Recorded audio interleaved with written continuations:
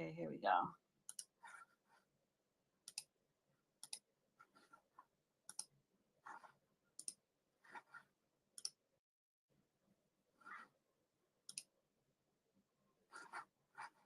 Okay. Okay, so I need to know, guys on YouTube, can you hear it loud and clear? Just put a yes in the chat. Actually, I think I can hear myself. All right. All right, everybody. So I'm just waiting for the judge to come up. What came out today, Denzel Washington lied about kissing a man on a movie screen. And we know this because the director, Ridley Scott, said that never happened. So why is he lying? Why are you lying about having a gay scene? Leave the LGBT community alone. Also, what came out, Roland Martin, and we all know Al Sharpton and others, but particularly now, Roland Martin received $350,000 from Kamala Harris to do that softball interview. Now, there were other people that got paid way more money. And I actually think Kamala Harris lowballed Roland Martin.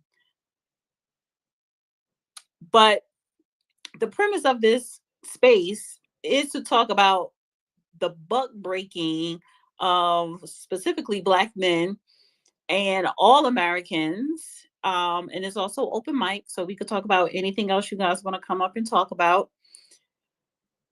But it's just the lies and the grifting and the spying and trying to discredit people because of an illegitimate candidate such as Kamala Harris by the hands of black people. Because that's all Roland Martin and these Democrat shells were doing, slandering Black people who chose to vote, one, for Donald Trump, and two, Republican. So just a little FYI, please share this X space. This X space is really Judge Joe Brown's X space. I just help him facilitate it. And I'm just waiting for him to come up. And of course, anybody want to request to come up, you can do so. Shout out to everybody on YouTube. Yeah. And I'm going to give him a few more minutes. Sometimes it takes him a minute to log in, depending on where he's at.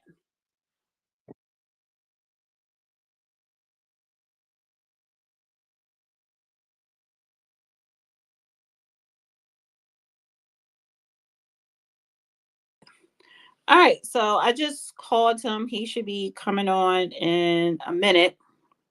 I should have sent him the link to tweet it out earlier today. So yeah.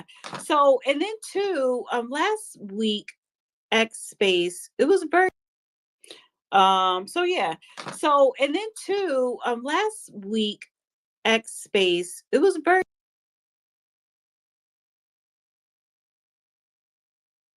men up on a panel talking, and I kind of wanted to be catered around young men. It doesn't matter your background, particularly specifically though Black men, but you know, everyone from all backgrounds can join in. But I think it's very important for Black men to have a productive space for dialogue and discussion and stuff like that. And I wasn't going to, I was saying to the judge, do you want to do a space? Because I'm like, I didn't know if I feel like facilitating it. Hey, Walter. So it's like, why not? And I wanted the topic to be something light, not, we did a show last night. We were just talking about politics. So it's like, okay, let's just sprinkle in a little bit of pop culture, but I know the conversation is going to turn to politics, which is fine. How are you, Walter? I'm doing great. How about yourself? I'm doing good. Oh, and Trump just nominated Linda McMahon for Secretary of Education. Do these people are qualified for some of these positions? I don't know. Probably not, but nevertheless, he will get rid of people if he feel that he's not progress. He didn't get rid of no one he appointed in his last presidency. Because once you pass the once you because you I mean he can appoint someone. Well, he could nominate someone, not appoint. He nominate, but they have to be appointed in, voted in by Congress. So I don't think. Well, I don't think, but I could be wrong. Maybe he can fire them. I don't know. Maybe some of those positions, but again, I'm just asking. And people could have their own opinions. Is Linda McMahon qualified? I'm glad that he nominated Ben Carson for Surgeon General. I think he should have been that in his first term. But yeah, it is. Hi, Penny. It is what it is. I was the judge. Come on, because sometimes I be tired. Hi, Kenna on YouTube. Shane. Hi, guys. Well, I see I have an aunt on here too. huh? I see my aunt on here, Nita Phillips. Oh, cool. So yeah, I don't know. Honestly, what I'm gonna start doing, if I don't feel like doing something, I'm gonna just tell him we're not gonna do it. Cause sometimes you just really have to take a break from media for being online. Absolutely. And then I don't wanna like always talk. I don't wanna always But there's a lot to talk about now, though. So like yeah, but that's what I'm saying. I was talking yesterday. Um the day before that. I talk just about every damn day. Let me send you the um co-host requests.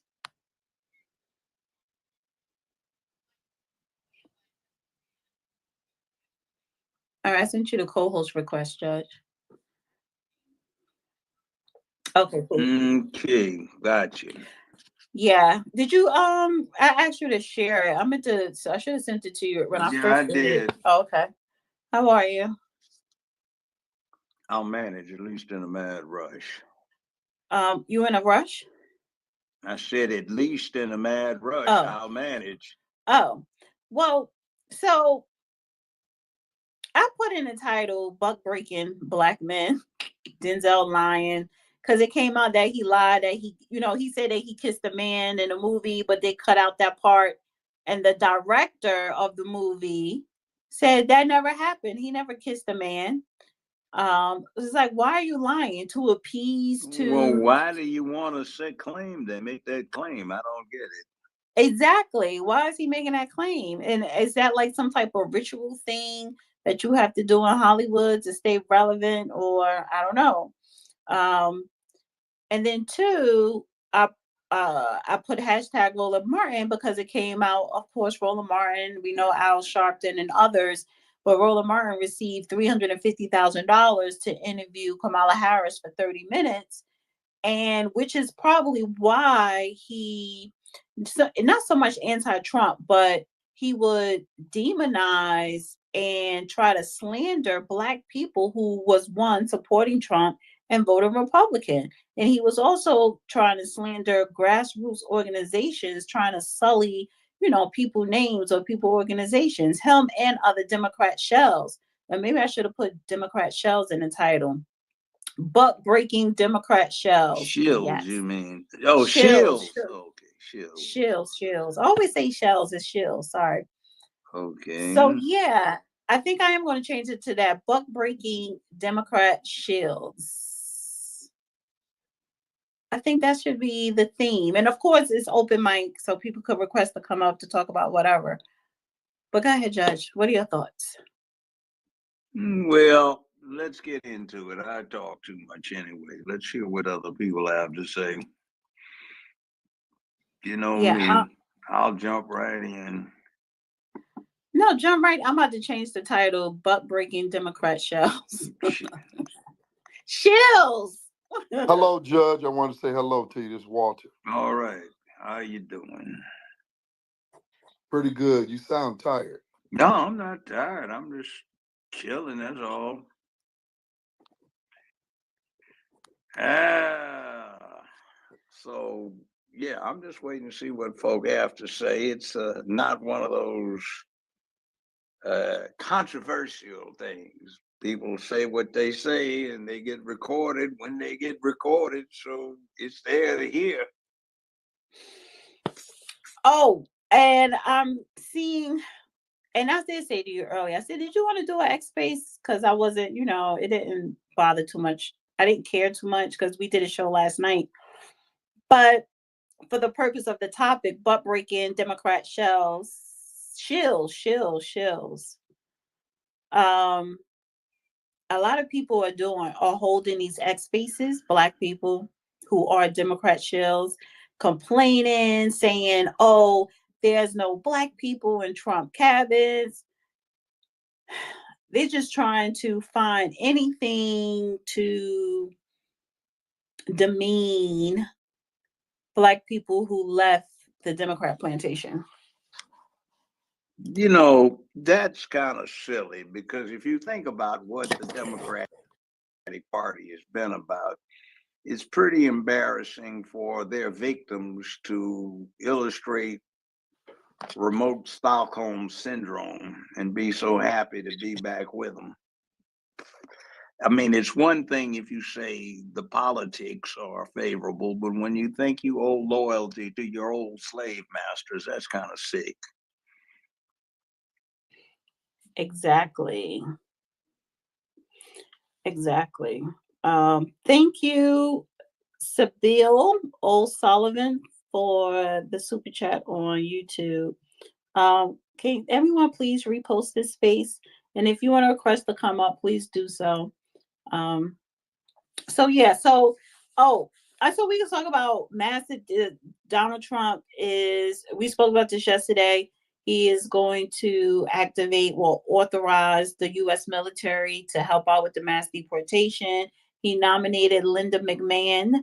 That's Ed McMahon's of the WWE. He nominated his wife, Linda McMahon, to be Secretary of Education. And what else is going on in the news? People are saying that Joe Biden is trying to initiate World War III, and now some people in his cabinet is trying to sit him down or get him removed. I don't know how true that is. What else is going on? It's really dumb. I think they're just putting it out there. What I think is actually going on is it's got very little to do with the national interest. It's just trying to get around Article 6 of the Constitution about ratified treaties, in so much as we've got an extradition treaty with Ukraine, and Joe Biden and Hunter Biden are named in multiple counts of a long organized crime indictment over there. So maybe he's trying to get them to be granted their wish list so they will dismiss those indictment counts. He also probably wants to stay in until the last moment and then pardon his son. Maybe himself too. Why don't he pardon his son now? Looks bad. He'll wait till the Wait, last but his minute. son is not arrested to be pardoned. You can be pardoned before you get charged. Oh my God. That sounds so crooked. Well, Lincoln did it. So that's 160 years ago. So it's long. Well, who did precedent. Lincoln pardon? Some of the people that were subject to being charged as Confederate spies or saboteurs or other things. He issued blanket pardons over certain categories. Obama pardoned a bunch of BP executives who were responsible for that Gulf oil rig blowout in the Gulf that caused so many billions of dollars of damage. Oh, that's right. He did. Yeah. Before they even got arraigned. And it's not unknown for somebody to be pardoned. Tricky Dick Nixon got pardoned by Jerry Ford who took over for Spiro Agnew, who got multiply indicted and resigned and wound up doing federal and Maryland time for criminal activity. So Jerry Ford got appointed as the new vice president, and he and Tricky Dick worked up an arrangement. Dick Nixon resigned, and before he could get charged with anything, Jerry Ford pardoned him. That's that Watergate conspiracy to commit burglary and a few other things too. So presidents kind of like look out for each other. Maybe. But they wasn't looking out for Trump. That's true too. Oh, so how about this? If Trump would have got convicted, right, let's say in Georgia or on that federal case, could Biden have pardoned him? Nope, not for a state charge. Really? So a president cannot pardon someone who is charged by a state. Mm-hmm. Why not? Because he only has the power to pardon on federal offenses. Oh, so he could only have pardoned Trump on the federal case that was brought by Jack Smith. Mm-hmm. So not the New York, not the Georgia. Okay. Mm-hmm. Oh, wow. Interesting. So do you think Trump will pardon Biden's son or Biden himself? I think the two of them need to look at a little harshness. I mean, Biden, for his whole career, had been putting in place a number of things that, what shall we say, kind of stack the deck against fairness in prosecution. So maybe he needs to taste it a little bit, just a little bit, maybe probation, community service, something like that. Hello, Robert, on YouTube, all the way from Iowa, Maryland. Hi, guys. Aurelis.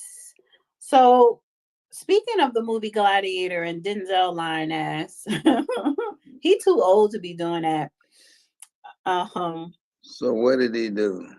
He said that he kissed a man in the movie and he wanted them to leave it in, but they cut it out. And the director said, why would he want that in there? I don't know. I guess because during that time, Roman times, wasn't it a lot of bisexuality stuff going on? Oh, you're talking about Gladiator 2. Yes. He said when he was filming that movie, it was a scene where he kissed a man, but they cut it out at the final editing cut. And the director came out today and said, that's not true. He never kissed anyone.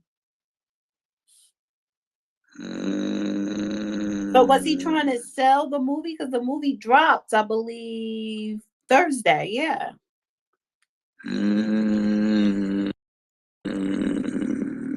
Why are you making that noise?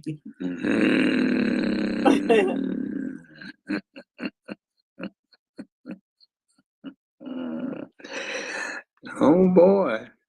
Yeah. Oh boy. Oh boy. So. Oh boy. What is this? Not sent text. Oh boy. Are you in your jacuzzi? No, I don't know about anybody else, but that sounds a little suspect. Stop grunting like that. No, that's one of those. Yeah, what are we looking at here? But anyway, you know, I won't say nothing, but I have a hard time trying to figure out the motives on that one. Right. I don't know. I thought he was one of the actors that said that he didn't want to do any type of homosexual acts in any films. I thought he was one of those actors that he said he wouldn't do. He wouldn't wear a dress or do stuff like that's what I thought. I just don't, Yeah, I don't know if he never said that. I think and maybe he said it behind the scenes, but he also came out and said he doesn't the last time he auditioned for a role was like 40 years ago. Every role that he wanted, he got. I wonder what he was doing to get those roles. But I mean, of course, he's a household name. They're going to give it to him, but he earned it. But yeah, I was going to bring up something. I don't know. So, do anybody want a request to come up because this is technically open mic?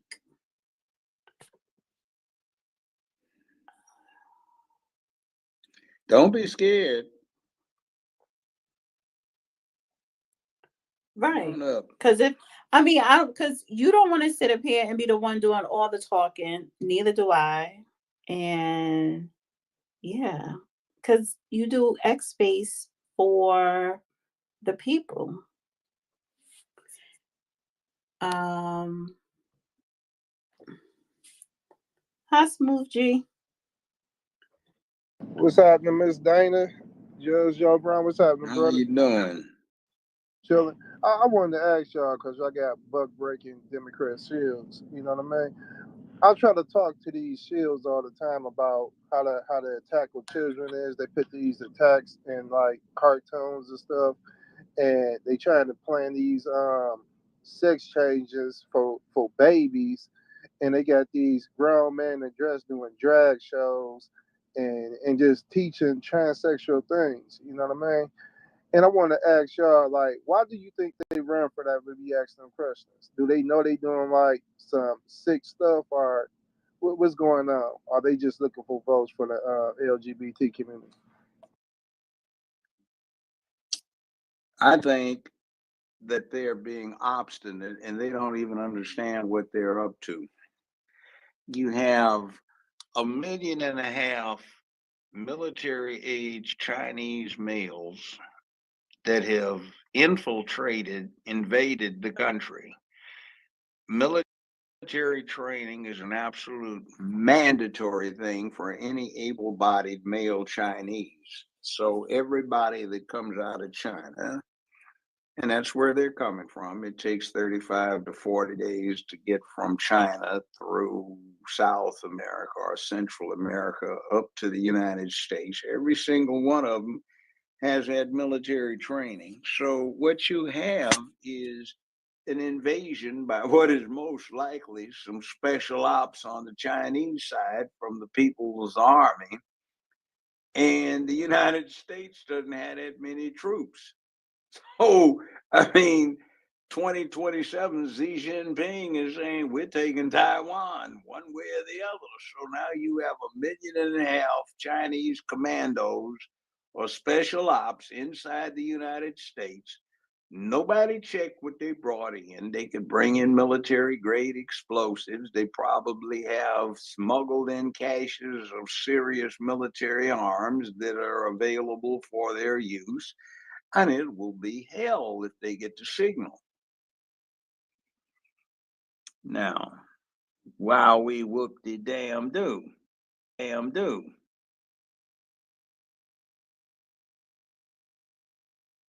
we're looking at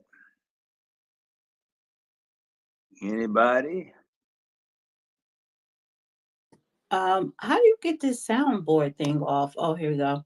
So, anything else, Smooth? That was Smooth who asked that question. Yeah, man. Because I just think it's an attack on our children, and I be trying to ask all these Democrat shields that they trying to like run from it, but y'all push this, nonsense out there, and y'all try to force people to acknowledge man and dress as woman. I just think it's crazy. So, another thing, Representative Nancy Mace, what did she do? I just had it up here.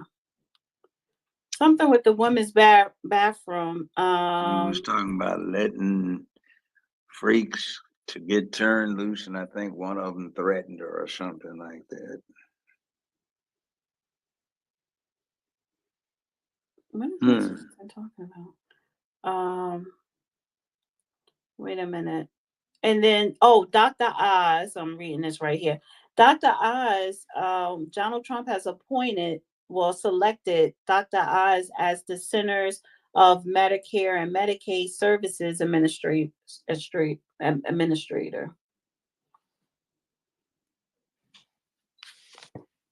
What do you think about that, Judge? I'm demurring to everybody. Let's hear the comments. I said, what do you think about Dr. Oz being appointed by Donald Trump for Medicaid and Medicare administrator? It's his cabinet. It's his set of advisors. He needs his team, whoever floats his boat and helps his fleet get along and accomplish its mission. Before I get to no quarter, yeah, Capitol Hill bathroom bill targets transgender congresswoman. That's what it was. Okay. So Representative Nancy Mace doesn't want transgenders in a woman bathroom, and I don't blame her. I think that's appropriate. I think it's sick. There is no scientific or medical justification for doing it. You maybe have 5%, 6% of the medical and psychiatric or psychological profession that okays it. Most of them are practitioners anyway, so they have they don't have an unbiased interest in it. And the overwhelming majority of the medical profession says it's still mental illness. So there is no point in them trying to cram this kind of perspective down everybody's throat. It's one thing to guarantee that somebody has rights to express themselves. It's a totally different thing to ram a discretionary thing down somebody's throat. And before somebody clowns about and says they can't help it, well, I've had to deal with homicidal maniacs who couldn't help killing somebody, but you don't think they're to be encouraged. Pedophiles who get massive erections at the thought of sodomizing an 11-year-old child, you don't think they should be encouraged. People who are kleptomaniacs and are compulsive shoplifters, you don't think they should be just let go, do you? Well, just because you have a compulsion, if it is totally against the interest of a peaceable, orderly society, a dignified society, you have to stop it. You can't allow that. I don't know where these clowns got this idea that you can. And by the way, I posted something just for the hell of it a few minutes ago while we've been talking. These sanctuary cities. Let me read some of this to you. This is the law. It says harboring, subsection 1324, sub A, sub 1, some large case A, sub small case 3I or 3, makes it an offense for any person who knowingly or in reckless disregard of the fact that an alien has come to, entered, or remains in the United States in violation of the law to conceal, harbor, or shield from the detection, or attempts to conceal, harbor, or shield from detection any such person. The law prohibits alien smuggling, domestic transportation of unauthorized aliens, concealing or harboring unauthorized aliens, encouraging or inducing unauthorized aliens to enter the United States, and engaging in a conspiracy or aiding and abetting any of the preceding acts. Subsection 1324, sub A, sub 2 prohibits bringing or attempting to bring unauthorized aliens into the United States in any manner whatsoever, even at a designated port of entry, subsection so and so. Alien smuggling, subsection 1324, etc., makes it an offense for any person who, knowing that a person is an alien, to bring to or attempts to bring to the United States in any manner whatsoever such person in a place other than a designated port of entry or place other than as designated by the commissioner, regardless of whether such alien has received prior official authorization to come to, enter, or reside in the United States, and regardless of any official future action which may be taken with respect to such alien.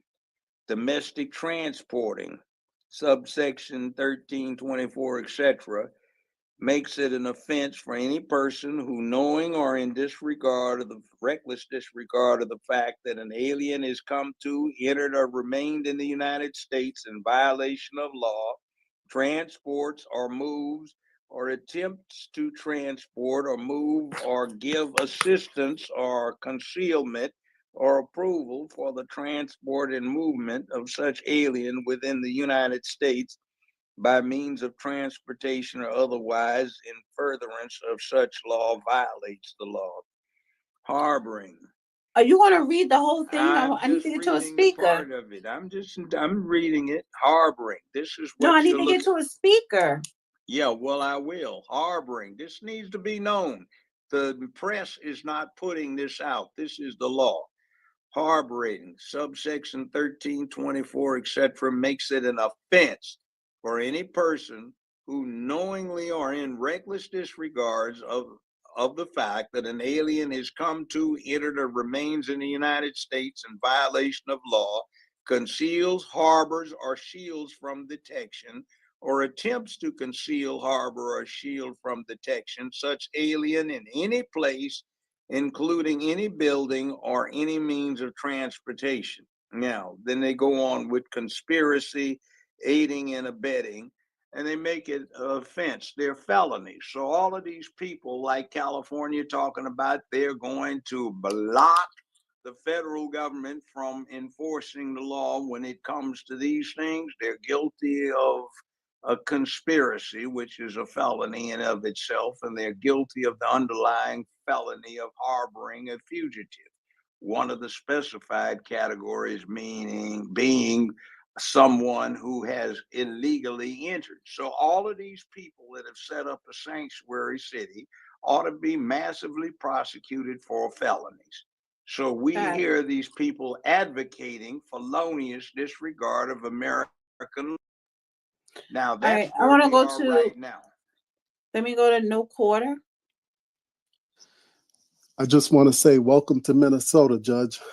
So what I'm hearing from you, there's a lot of mayors and yes, governors and everything that should be brought to the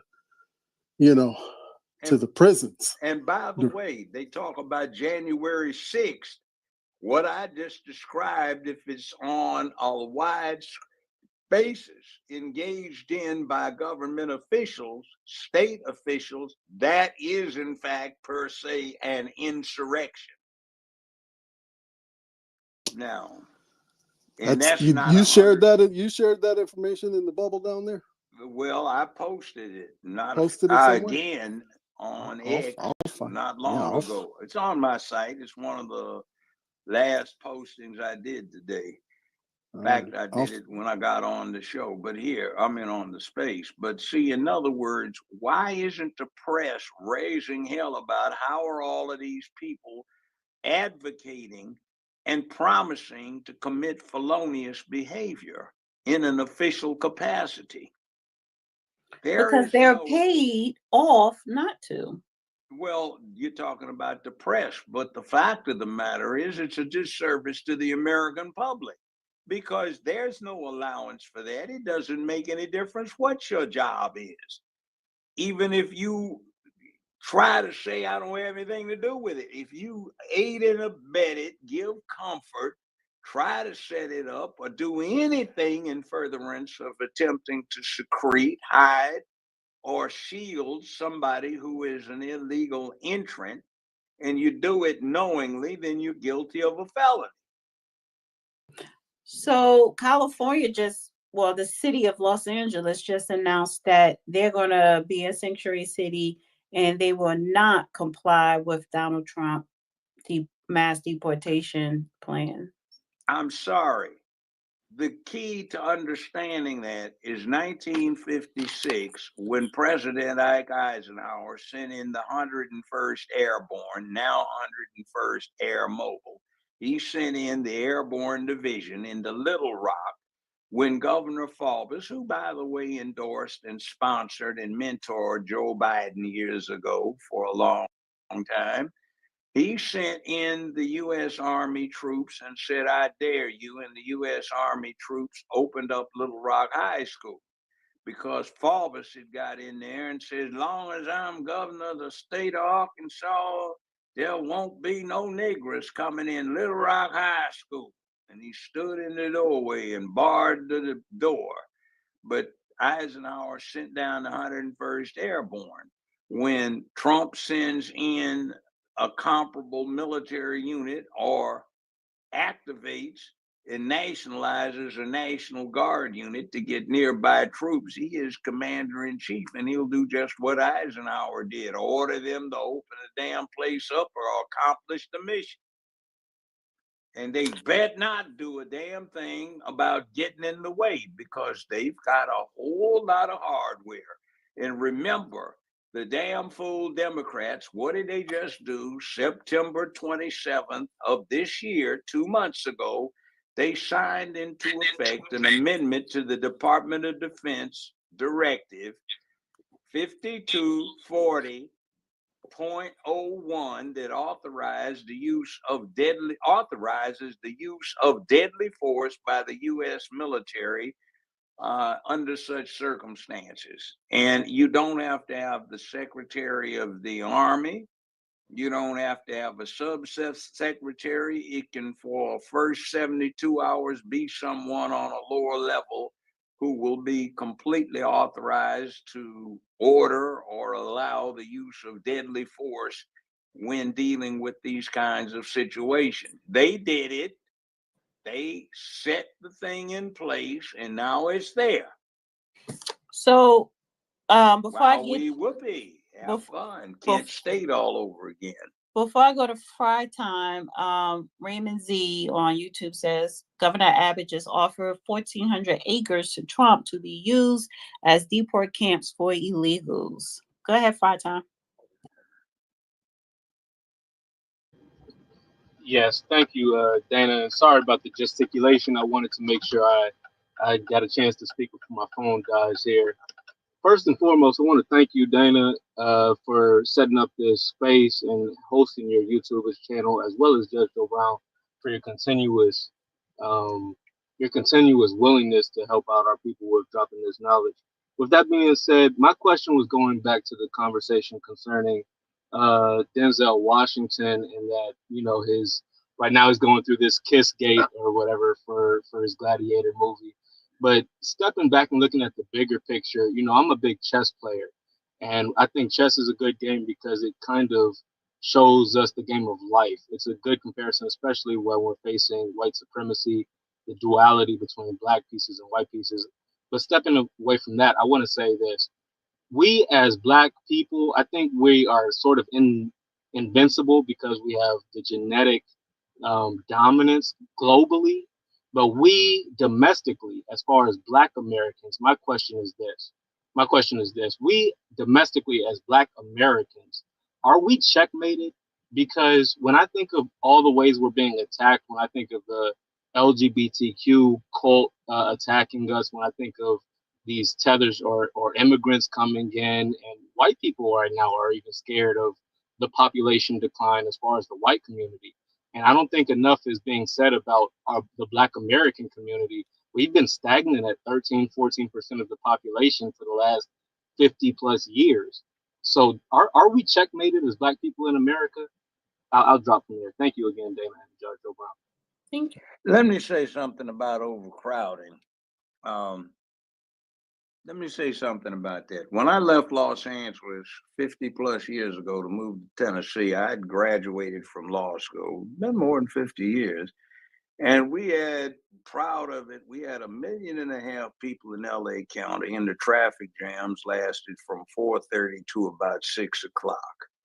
Traffic was bad. It sometimes moved bumper to bumper at 65 miles an hour.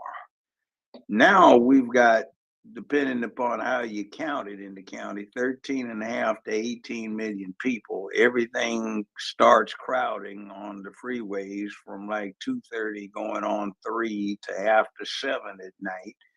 You've got 8 lanes in each direction, bumper to bumper, and it's hell when you start getting this crowded. So part of what's going on that people seem to have forgotten about was 50 years ago, they put in place some measures to cut back on the size of the population 50 years hence about right now. So it worked, just like the People's Republic of China did. 30 years ago, there were 1.6 billion people in China. Now they're about 1.25 billion. They've reduced it significantly, and it has improved conditions. Now people are allowed to have 2 children per family rather than just 1. So this whole thing about we're getting short on population, I don't get it when this was the national policy and the objective all over the country in the Western world 50 some years ago. This was when everybody was taking birth control pills if they were female, or other conscientious methods of birth control were being practiced because nobody wanted to have these outside babies. But you had 50 years of glorification of dysfunction by Hollywood and other entertainment media, and now it's popular. It's gotten very bad. So we need to back off and stop being emotional and take a good hard look at what's going on. Now, I appreciated Los Angeles a hell of a lot more 50 some years ago when there were 1.5 million people in this huge county rather than going on 18 some million. And then if you want to get really crazy, if anybody's been to Mexico City, I may be wrong on this, but I think some years ago, the population count in Mexico City was 42 million people. For Tokyo, there were 30 some million people in one city. Now, if you've ever been to these places, you see what that really means, and it is not pleasant. If you go to downtown New York, Manhattan, at certain times of day, and you got to deal with these huge crowds that look like some kind of festival is going on, but they're just walking down the street back and forth from work to lunch or something, you can get the idea. So we need to take a look at this. But anyway, I'll pass the mic. Anything else you wanted to add, Fry, before I move on to King?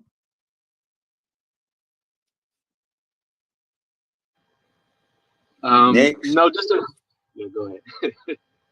Next. Okay, Yeah, go ahead, like King. nah. Hey Dan, hey Dana, Hi. hey Judge. Like yeah, much respect to the judge. Like you know, what I mean, he got that Choctaw Chickasaw lineage, and you know, what I mean, he know who he is. He know Oh, the wait people. 1 second, King. Why do you always sound like you drunk?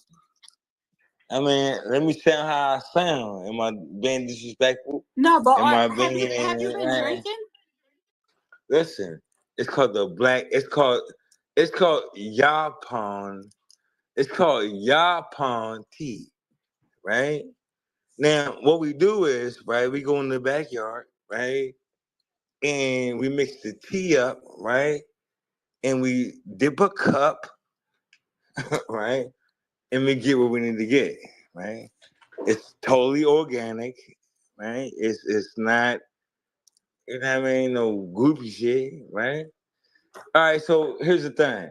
Judge, you was talking about you know, the I mean, I've been following, you know what I mean, what you've been saying lately in this last little situations about the cases and all that stuff. All right, now guess what? This is what we trying to understand.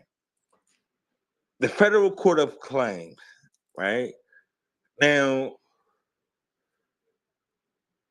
to my understanding, right? I may be wrong, right? You can correct me if I'm wrong, right? Now, the Federal Court of Claims, right, is the only jurisdiction where as though I you don't can hear a actually. thing, Dana. You can't hear him? Can you hear I me? I hear you, but I don't hear him. Oh, All right, you gotta drop down. I'm Can gonna you drop drop down. down and come back up? Okay. All right. Go ahead, Black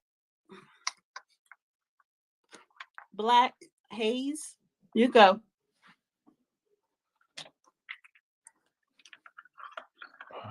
Hello? Can you hear me? We Yes. hear you. Can you can hear Oh him? yeah. Okay, okay. Sorry about that. Do y'all feel like I know we was talking about buck breaking, but do you feel like that the left will try to impose their own version of January 6th come New Year? That's a good question. I say yes. I think they are. I don't see January 6th was anything except a minor protest. I've been in DC when they had a lot more going on over the last 50 years, 55 years. I look at it as 180 people engaged in minor trespass and misdemeanor vandalism. Yeah, I They made agree. a whole hell of a lot out of it. And they used it to say insurrection because guess what? There are two times when the rights guaranteed under the Constitution are suspended. One, when there is an invasion, and two, when there is an insurrection.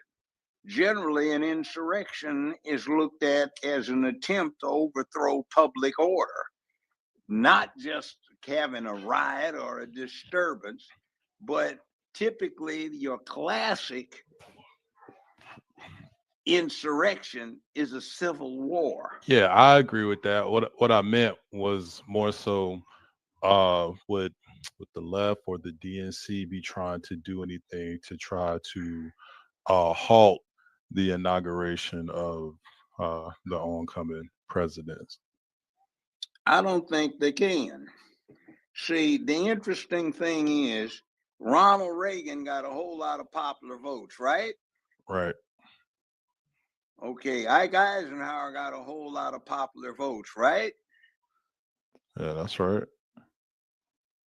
Donald Trump got more than any other Republican candidate He ever. got the electorals and the popular. Yeah, and he got the biggest bag of popular votes any Republican candidate has ever gotten. It ain't a little bitty thing. The press won't let you know that. It's like, did you notice on election night that they held on to stasis for 3 hours before they were compelled to call the election? What time is that? Is that giving the Democrats the opportunity to get their stuff together and try to pull off a cheat? But we now see what's going on in California, which is crazy as hell. For the last 3 days, all of these votes are suddenly tumbling in to support the Democratic senatorial candidate. And by the way, there's a real mess California has. The Constitution allows Congress to set the rules for a federal election, and they make it a crime for an illegal to vote in a federal election. They can't. So California signed into law something that says it's a crime to ask a prospective voter for his ID. So you walk in to a polling place where California has said it's okay for illegals who are non-citizens to vote in the general election, and then they don't make a determination when they pass out the ballots or they give the cards to put into the machine who's a legal citizen and who's not. That arguably invalidates every single vote that California cast in this last cycle by any means for any federal office. That would be House of Representatives, that would be senator, and that would be for the Electoral College. So California may wind up with none of its Electoral College votes counted, which wouldn't alter the outcome. And it might wind up with the House or the Senate refusing to seat the California selection or selections for those positions. It could be interesting. Now, Pence was supposed to have followed the law. What Trump did was say, follow the law. Pence didn't, because there's an act that is still good law. It's called the Confidence in Elections Act of 1877. It was, in fact, the next thing on the congressional agenda, but Nancy Pelosi tabled it when they had that 1-6-21 disturbance, and it never did get brought up. What it says is the vice president, when there is an apparent lack of confidence in the outcome of the election cycle, shall decline to approve the Electoral College proposed count and shall instead appoint a 15-member committee, 5 from the House, 5 from the Senate, and 5 from the U.S. Supreme Court. Said commission shall take a minimum of 10 days to come back with an independent audit of the results or such additional time as is reasonably necessary to accomplish the ends of this statute. Now, that's what he was supposed to have done, but he didn't. I'm gonna go to Sherelle, then I'm gonna go to Chicago P. Ray, and then I'll swing back to you, King. Go ahead, Sherelle. Did I pronounce your name right, Sherelle? Yeah. Can you see? Can Hi, you see my hand, Yeah, Dana? I'm gonna swing to you after I get to the new speakers. I'll swing back. Go ahead, Sherelle. I'll be quick. I just wanted to respond to what he was just saying. As far as the election department goes, inside that administration, in the state of California, they do have a process that will check later, if you will, once they go through the process of submitting the ballot, etc. There's another process that goes on to ensure that you actually qualify, that you actually have the eligibility to vote and that you meet those requirements. And so that's why they have you register ahead of time. And you won't even receive an at-home ballot if you hadn't registered to vote with the state. And then later, once you submit your ballot, there's a process that the other clerks are doing in order to validate whether or not you qualified. So you don't have to necessarily have the ID, because we're going to do that check anyway. Well, let me ask you. That's the problem. We're talking about who's validating, right? The people that are validating, right, are not. You know what I'm saying? King, you gotta stay on your mic. Let me ask a question. How do you know the person is whom they purport to be? I mean, I'm driving a car, California Highway Patrol pulls me over and says, license, proof of registration, and proof of insurance. If I don't have my driver's license, I can tell him all kinds of names. Is that going to cut any slack when he says, I need to see your driver's license? Now, how are you going to prove that the person is who they claim to be? It's a matter of proof. Right. So that's what I was explaining. There's a checks that they do at the department. So you won't necessarily get through all the way through the process. Even like if you came in and you weren't let's say you didn't have the eligibility, you won't get past that process. There's a check that goes on. So in other words, I come in and say my name is John Jones, and I don't have to prove who I am, show no identification, and they okay it if there's a okay for a John Jones to vote.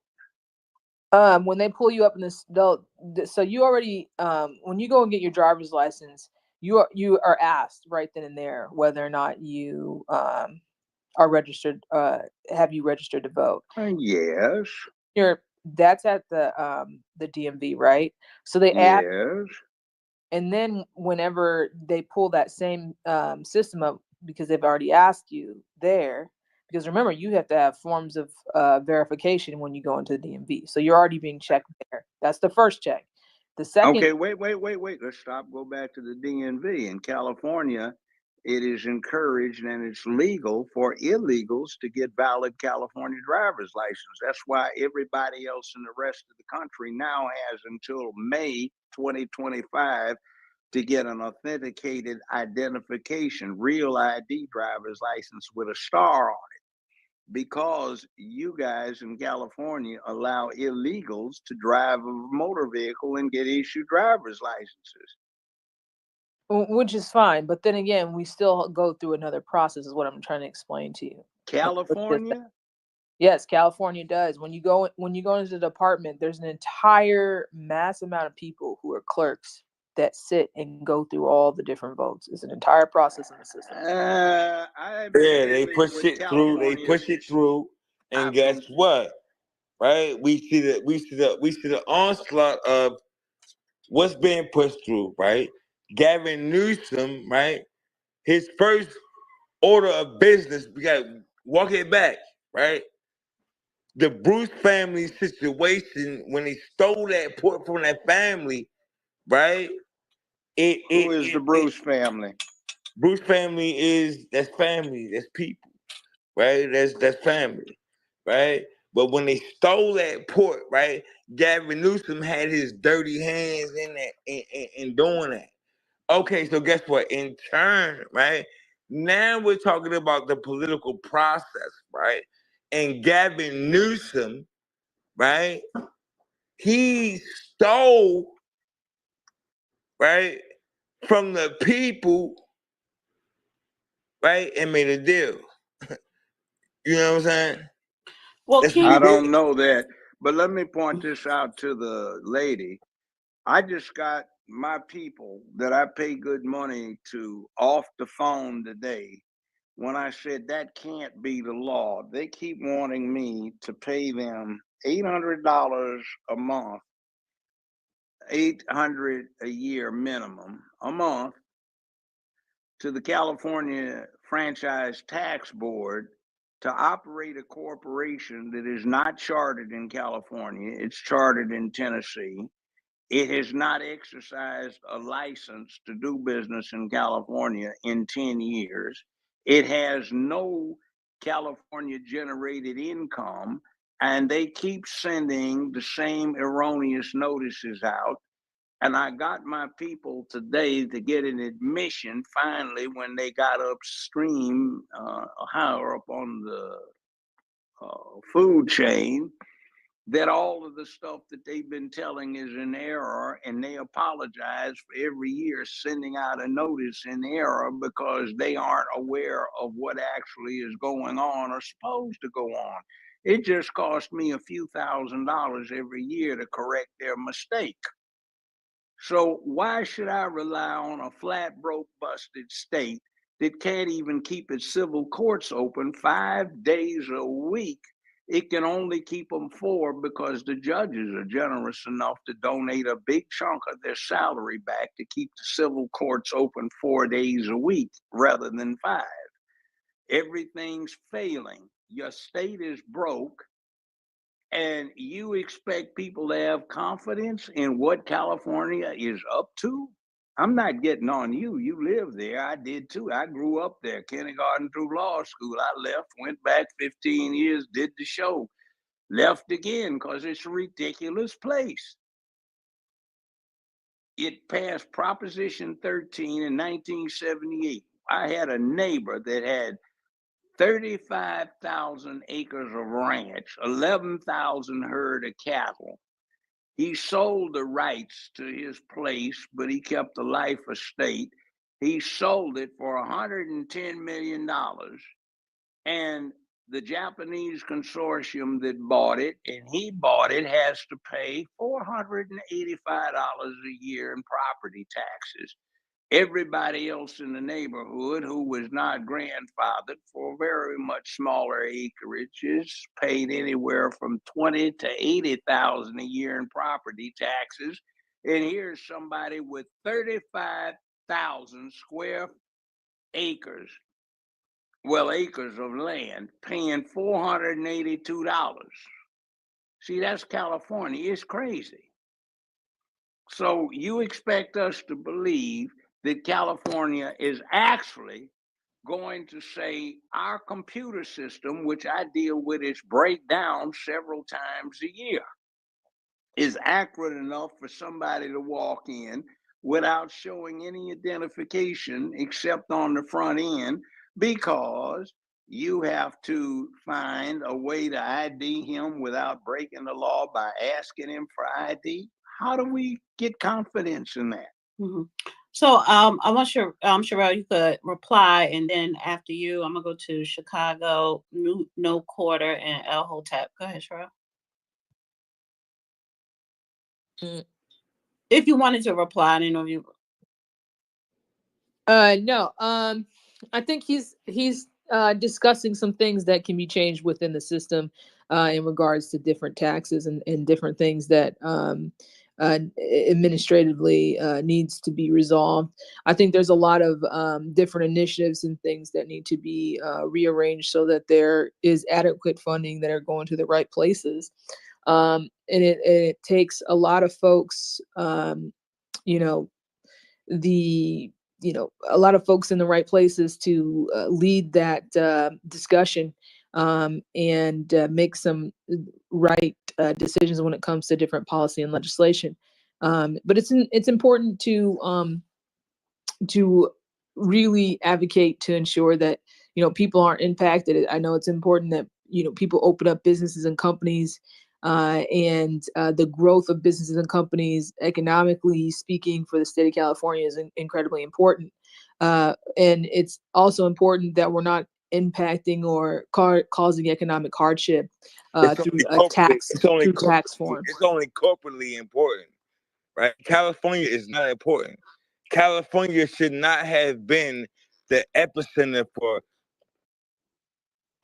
King, why are you jumping off your mic and your audio is messed up? Go ahead, Sherelle, because he did butt in. Yeah. So I was saying that it's important that you have businesses and companies that are not economically impacted by taxes, and it's important that we could do that in Delaware. Man, why? brother, stay on your mic. Stay on your mic. And it comes down to different policy and legislation, because we want to see, new business growth. And there's a lot of people who are first generation business owners who need a lot of support, need grant opportunities, need investment opportunities and things like that to get their companies off the ground. And the last thing that they need is more, economic hardship when they're trying to build from where they're starting at and building those foundations. So the more we can help and ensure that they get those opportunities and get them, into storefronts, driving the economy in a positive growth direction, then the more opportunity we'll see for their communities. Okay, so what we need California to do, right, is to invest in the South. Stay on your mic. Stay on your mic. We'll come to you. And I can land there. Thanks. Go ahead, Chicago. Good point, sister, but still, that does not clarify things much. Hey, Judge. How you doing? I'm all right. It's been a long time. I ask about you all the time. Yes, she does. Yes, you are a blessing to us, and I thank you for hanging out with us on Twitter. Hello to Miss Dana. Hello to Hey, everybody. PA. Shout out to Chicago, because that's all I'm here to talk about is the city of Chicago. No offense to anybody else, but this is the world that I exist in. Illinois also has a system where they give IDs to illegals, and we have a system that automatically registers you to vote when you get an ID. Now, when my organization did a deputy registrar training, we asked them directly, like, so how are y'all dealing with the illegals? They said that there is a very robust system in place that triple checks to make sure that illegals are not being registered to vote when they go get their ID, because you have to enter the documents that you bring into the system when you get your ID. So, like me, if I go, I'm gonna take my birth certificate and my social security number. I mean, my social security card. So they'll check those two things, and then the system will say, okay, this person can vote. But then if the illegal come, he gonna come with like a passport or a matricula or whatever they have, and then they check that in the system, and then it says uneligible to vote. Judge, your mic Yeah, hot. but let me ask you a question. How do you know that's Hmm. him, since in California you can't ask for an ID? So there's John Jones the first. He walks in and he says, "I'm John Jones the first," and it's another You polling. can't, Yes, and you Oh, it's the can. same sorry. thing I here. meant to answer No, that. listen, the same Sorry, thing I meant to here. Yeah. answer. Wait, hold on, because it's Wait wait, a minute. wait, Wait a minute. wait, Hold hold on. up. I've No, been well, patient. yeah, but Yes, here's sir. the I'm point. sorry. If three John Joneses show up to vote and it's illegal to ask any of them for ID, how do you know which one is John Jones? I totally agree with that, sir. I Okay. promise you. I'm just telling you what happened in Illinois. I'm not fighting against that. That's wrong.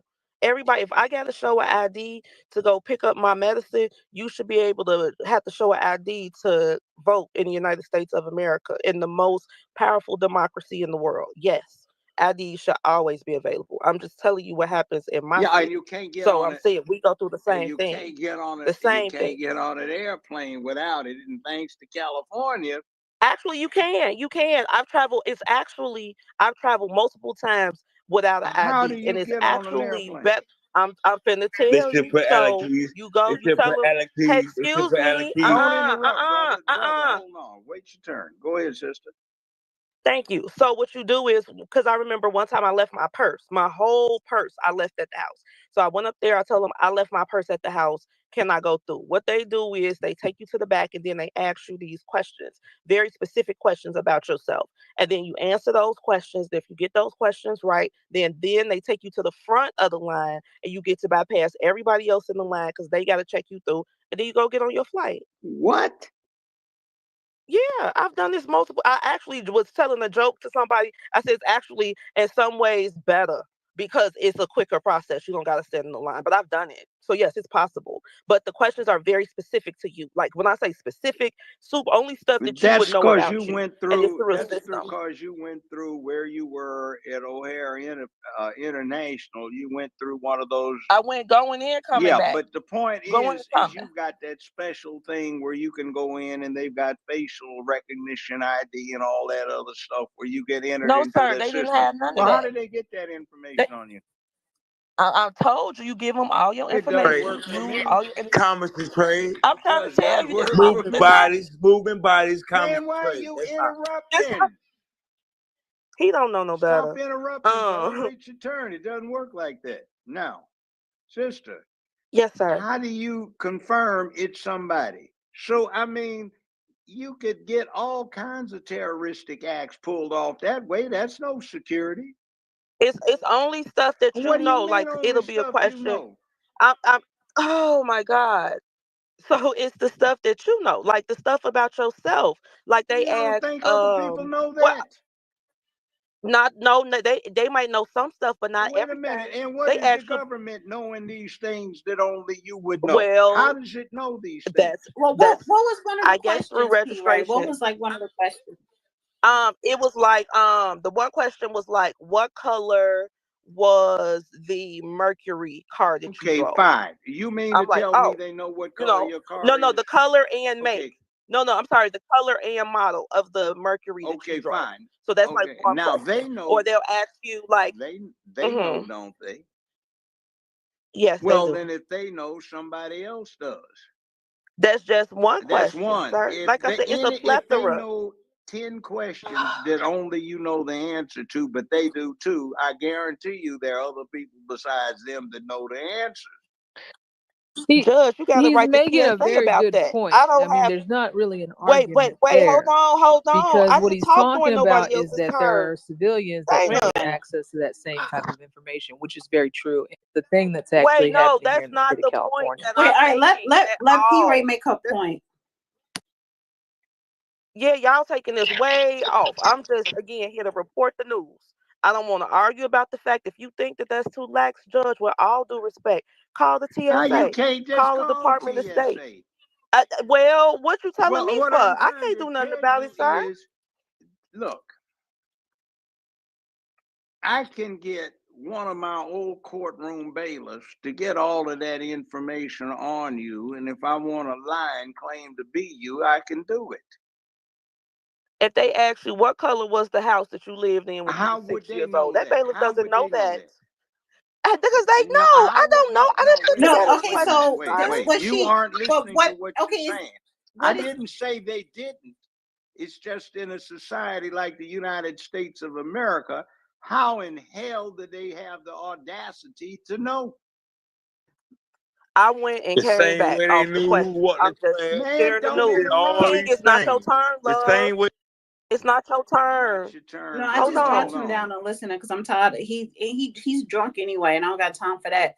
So I I don't think it's a disagreement. I basically what P Ray is saying in some instances, if you go to the airport, depending on the airport, and you don't have your ID, they will still let you go through once you answer certain questions in the back room that they may be privy to. Now, I mean, they only ask you questions. They didn't take a photo. They didn't do fingerprints, or did they No. type in your name and Be- social? No. Well, you got your name, your social, your where you live at. They ask you all, like I said, all identifying questions. But the thing is, the logic behind it is you could have left your wallet in the taxi. Wait, slow down You for a could have got second. So, robbed before you got there. You could but be did running. they wait? When they So, ask you for your social, did they type it in the computer? Okay. yes. Yeah, all of this, I guess, like I said, they got a system for it. And I know it because I've experienced that myself. My whole purpose of bringing up the IDs is, like I said on Dana's show, and shout out to Dana with the data. But we talked about if they're going to move forward with this plan, then they need to make passports free. And the reason, and this will go to the real ID thing as well, real IDs need to be free. Everybody needs to be able to get a free federal ID if we're going to move forward with this deportation plan. Because that's fair. It's not going to be any barriers, and it's going to separate the people appropriately based on the resources that the United States of America has. And we got the knowledge, the technology, everything to do it. This is the USA. We know who's supposed to be here and who's not supposed to be here. We know how to investigate those things. We know how to do all of that. It's just that they haven't been doing it. And now it's time to do it. And I'm very kind of excited to see what this gonna roll out to be because it's gonna be some new jobs for people. Whoa. They're gonna need investigators. They're gonna need people on the phones. They're gonna need the person to take the picture. All kind of stuff is gonna Do you know happen, what you're and I'm saying? excited about what's Do you know coming. what you're saying? Yes, sir. October. Oh, Fritz. What are you talking about, Judge? What is it that you disagree? I think he's saying Wait, Nazism. how is she Exactly. talking In other about words, Nazism? that's exactly. This is the United States of America. You're talking about fascism, Wait, Nazism, how? communism, Explain. I don't, because I didn't get because you that. don't have that She kind doesn't of see thing. how subtle they entered it in. You don't have a government institution any goddamn where snooping into the average citizen's background so thoroughly that they know what kind of car you had back when and what the interior Judge, was. you registered that No, car. You hell had no, you insurance don't on that register car. that. You When registered you that car with register the the state. car, They look, didn't have to when you dig deep. register the car, it doesn't list the interior color of the car. No, not the interior. I said the Okay, the exterior. I said the exterior. color and Okay, make. fine. Yes, they got the Fine, wait a minute, color. wait a That's minute. registered Stop it. somewhere. Why in the devil does that excite you to have Big Brother breathing down your it throat? excites me that people feel, hey, I want, again, if we saying that we're going to move forward with this deportation plan, there has to be a way to identify Well, who's how supposed to about be if here you and who's can't not supposed to be identify here. yourself? How do you do that? Look, Then That's sad. if you can't identify oh, yourself wow. in You don't see 2024, what you're talking excuse about? me. Sister, Wait, Excuse slow me, down. you don't ma'am. Everybody see just what you're stop, saying. stop. Because I don't, why are y'all disagreeing? Because the fact is that first of all, the government has all our information. If they want to pull up all our information, they have access to it. They got no goddamn business with that. It doesn't matter, Judge. That's No, what they it have is. no Like, stop. Wait, business Judge, with let me that. talk. This is Let not me talk Nazi now. Oh, Germany. because let me This tell is not the they Soviet people Union. been using it to abuse people. That's the problem that y'all don't. Let me talk. Stop. Because we're not going to act. We're not going to play like we're dumb. We're not going to play like we don't know this. We have a social security number. So if you're applying for a student loan, you automatically, if you are a boy, a male, you already have to sign up to get aid to selective service. The government has all of our information. Stop acting like they hold don't. on a They second. do. Hold on a second. No, let me finish. Let me finish. Yeah, but No, you because I'm don't. not finished. Wait, Judge, Man. let me ahead. talk for a second. Right. Let me be a speaker for a minute.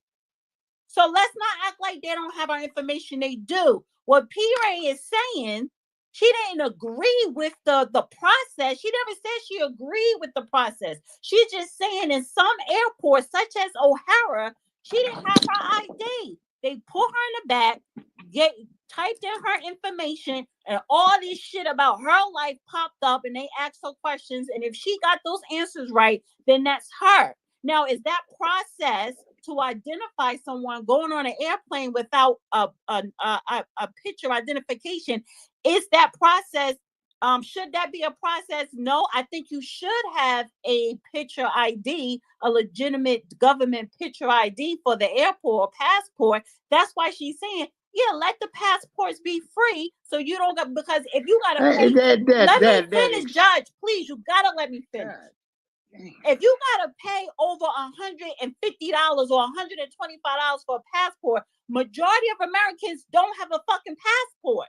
Passports, you have to fill out that information, send it into the government, and you get approved for a passport. A passport kind of sometimes trump a state ID. A lot of airports prefer for you to have a fucking passport. Only thing she's saying is when they took her ass in that back room and she gave them her name and social, all her fucking information came up. You're saying that the government shouldn't do that. Well, I'm They telling have you no they do, goddamn and you know they business do. with that kind of intrusion. But None but at they've all. been doing it.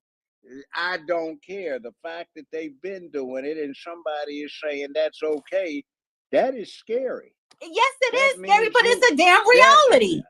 It's not Because a if reality. we don't have that, Excuse wait a minute, me. if we If don't you have don't that, look, so look, what are they supposed to do, look, Judge? look. Let me ask that question. If What you are they hold on supposed a to do? second. If you will get off, but go back home, get your ID. Don't get on the No. plane till you get I'm it. talking about, should the government have our information? Not that kind of information. No, that's none of their goddamn business. So then how You are have they some going privacy to? rights. So then how do They they don't identify need a that. terrorist? They don't need that. They need a picture ID that you have gotten sufficient information together to get the damn thing. Just like when you're driving the car, just like when you want to go buy whiskey, just like when you want to get in adult entertainment. And if you went through O'Hare, if you went through Atlanta, if you went through Miami International, what happens is they have special security measures that you can volunteer to get. And if you do that one time, then they've got you in there. Most other people don't, and you will not get on an airplane without appropriate ID. They have got signs up all over the airport. I just went through one in the last several weeks where they say after May 2025, you will have to have real ID. Now, let's talk about real ID, okay? Tennessee, up until 4 months ago, if you walked in with a previous driver's license, they'd get you a real ID with the star in it, but the Biden administration said that wasn't secure enough. You have to prove all over, so you have to get your birth certificate. I haven't seen my birth certificate in 30 damn years. Last time I got one from Washington, D.C., I made a phone call, paid the fee on a credit card, and I got expedited delivery within 72 hours. I got the birth certificate. All right. Now, 3.5 months ago, I went online to go to Washington, D.C.'s Vital Statistics. They had cartoons showing you how to deal with it, but not where to go. So I had to go around, spend 3 hours finding where to go. I found somebody. Finally, what goes on is they say, would you like this expedited? So I gave them $58 extra on the credit card. And then I said, so I'll be getting it in a couple of days. No, it's going to take at least 30 to get it. So what do you mean it takes at least 30 to get it? Said, well, that's how long it takes us to research it. So you just got $58 for 2 days after 30 days. So that's 32. So, well, we need extra identification. What? Well, we need your current driver's license. So wait a minute. The one that is not going to be good for identification, you need to get my birth certificate with this now soon to be invalid ID so I can go get a valid ID. Well, if the first goddamn piece of ID, the current existing driver's license, isn't valid, how in the hell are you going to validate me getting my birth certificate so I will have a valid driver's license I can use to get on a damn airplane? Doesn't make any damn sense. And if you don't get the logic, go back to school and get it. It doesn't make a bit of sense. Now that's absolutely who are you crazy. saying to go back to school and get the what logic on what? No, the whole thing is if you think that it's logical saying you can't use this ID to get on an airplane because it's no longer valid, but you need this particular now invalid ID to get Who your is birth saying that? certificate. Nobody's not saying that. This is these bullshit artists in Washington, D.C., their Department of Vital Statistics. I ordered the damn thing, got the receipts, keep calling. It's now almost 100 days and no damn birth certificate. Where the hell is it?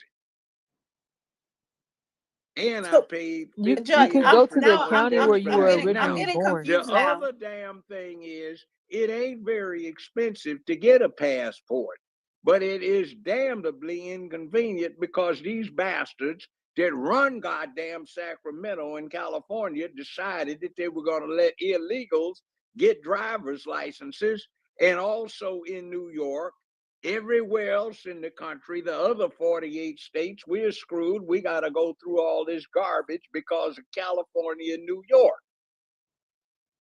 So I'm sorry. I what do you chose not to wait? live You in that said that goddamn hellhole. you said that it's inexpensive to get a passport. Well, you don't. If somebody is making a certain amount of money and they don't travel, the judge, you gotta let me talk. Stop. If somebody don't make over a certain amount of money and they're not traveling out the country, they're not going to pay for a passport. Well, they don't get one. But the fact is that if I am seeing more at these federal facilities such as the airport to where they will prefer passport. And then they'll say, okay, state ID. And then now on the driver's license in the state of Ohio, they're saying this is not a federal ID. It's a state ID, but not federal. So it's like, okay, so why are you indicating that? So again, when we're going to, and I don't know, we went way off track, but if we're talking about, I don't know what is going on with the federal government and the process of IDs. You have these Democrats that don't want IDs when you're voting, but you have IDs for everything else. So just getting back to P. Ray, what she was saying, she wasn't disagreeing with nothing you were saying. She was just simply stating her experience going through the airport without an ID. And on top of that, there were a lot of illegals flying when they was flying them in the airplanes going through without a goddamn ID. So then you gotta ask the government, fuck the information that you got on me. You need to have information on these illegals and everybody else. So I get what you're saying, Judge. We do have this Privacy Act, but at the same time, if you got all my goddamn information, then you need to have all these illegals' information. And if you don't have their information and you're letting them fly in our fucking planes and they don't got to show no type of identification, that's the problem. Not the fucking questions that you asking me in the back room, an American citizen, because you need to be asking these illegals those questions and deporting their ass back. So we have a serious breach of security in our federal government. Never mind. I just back out of this. You guys keep going. No, but don't You act don't like see that the I'm point. wrong for what I'm I'm saying. backing out of it. If you can't It's get it, still my turn. it's your turn, ma'am. Go ahead. I back If out you of this if you one. want to question the hell out of an American citizen, you need to I question back the out hell of out of this one. somebody fucking illegal. I back out of this one. If you don't get No, it, I I do can't get help it. But do you get what I'm you. saying? I know what you. Dana, he never got stopped at the border. I got I stopped get at the border with a I 5-year-old. get stopped. I've No, been no, no. stopped You with a didn't know. border. Have you ever been in the back where the yellow and red letters are that says you have not crossed the border? You are not in the United States of America, where people are back there crying and sad in passport control. Well, I Because mean, I got put in passport control in I have 2016 because been they asked said, for a hold on, passport. hold on. They put me, I'm going to tell you what happened to me and my child because I wrote the State Department about this and I can forward you the email so you can see the time and date on this. This is not a game for me. This is why I take this seriously. I'm coming from Senegal with my 45-year-old. She was 5. We had on these matching African outfits, but mine got ripped on the plane. So I put on some jeans and a sweater. She had on her outfit. We walked through the line, through customs, where the line splits non-Americans, Americans. I hand him 2 American passports of an 8th and 9th generation American. He says, "Oh, your last names are different." I said, "Yeah, she has my husband's last name. I don't have my married name on the passport." He said, "Oh, how do you know her?" I said, "I grew her in my body. This is my child, obviously." He said, "Oh no, come with me." So we go to the back. They put us in this huge room with all these crying, sad people in it, and it says, um, "You have not crossed the border. You are not in the United States of America." So at that point, I go ballistic at O'Hare Airport. Okay, so much so that they called the Chicago Police Department back there. Then they came back there and heard my accent and said, "What are you doing back here?" I said, "That's what I want to know. What am I doing back here?" They said, "Oh my God, we are so sorry. Americans do not belong here. Come in the office with us. We're going to give you back your passports. You are never supposed to come back here. Who put you back here?" And I told them who put me back there, and they said that they were going to deal with it on behalf of the Chicago Police Department. Then I wrote the Department of State. I said, "Hey, me and my child got detained at the border. I'm an 8th generation American. I cannot believe this." The lady wrote back and said, because the last names didn't match,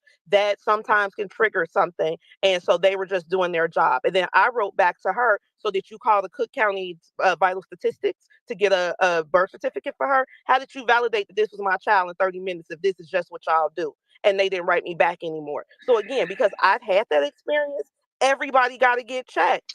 I don't care. I have no sympathy for none of that because I know that when they want to check people, they check people. There's no reason I should have been back there as a 4th generation Chicagoan stuck at the border at O'Hare Airport. Absolutely not. But because that happened, I'm for all of that now. But that's not even why I came to this stage. We got way off track. Well, Yeah, but you gotta, okay. you gotta wait, wait, wait. Time You out. gotta mute Time up for out. a second. Time out. Let me Wait, put this yeah, to mute up you. for a second because there's I other know some speakers I do need people. to get to. I know, but I know some people that are in intelligence, and they run all kinds of game all the time in light of what you're telling me. My ex used to get stopped all the time. She'd come out too fancy. I said, "Why don't you plane that down? They're gonna stop you." So we got always got detained because my wife is sitting there. They're running her through the whole damn game. Now, You got put in passport yes, control and all border that shit control. happens. You'd be surprised what goes on if you travel enough. Now, So why was the Chicago Police well, the Department so problem apologetic if is that's just Chicago normally Police happens? Department has absolutely no jurisdiction in any form, shape, or fashion over a border portal, which is a port of entry, which also classifies as an international airport. Now, Chicago's O'Hare, Atlanta's airport, Miami, and certain other ones, they do have a modern high-tech way of identifying you if you once opt into that system. Now they can do that, but the problem is that right now we've got a problem with this thing with illegals brought over here that some clowns want to allow dispensation to be here because they're feeling really altruistic about it. Now, that screws everybody because now, starting in May, after delaying it for 3 years due to COVID-19, you've got a situation where they're saying in May 2025, you need a real ID, your driver's license or a passport, driver's license with the star in it, which requires that you go through the licensing process all over again if you want one, and you have to show your birth certificate. Your social security card is not sufficient. So bottom line is that we in this whole United States of America are getting put through all kinds of changes in the 45 or so sane states because of a very few bunch of idiots running around trying to kowtow to bring in illegals so they don't lose representation in the House of Representatives. Well, Now, I'm well, sorry. let me That let me is just say this real crazy. quick because both of y'all were actually, yeah, actually saying the same damn thing. So I don't even know what the back and forth was about.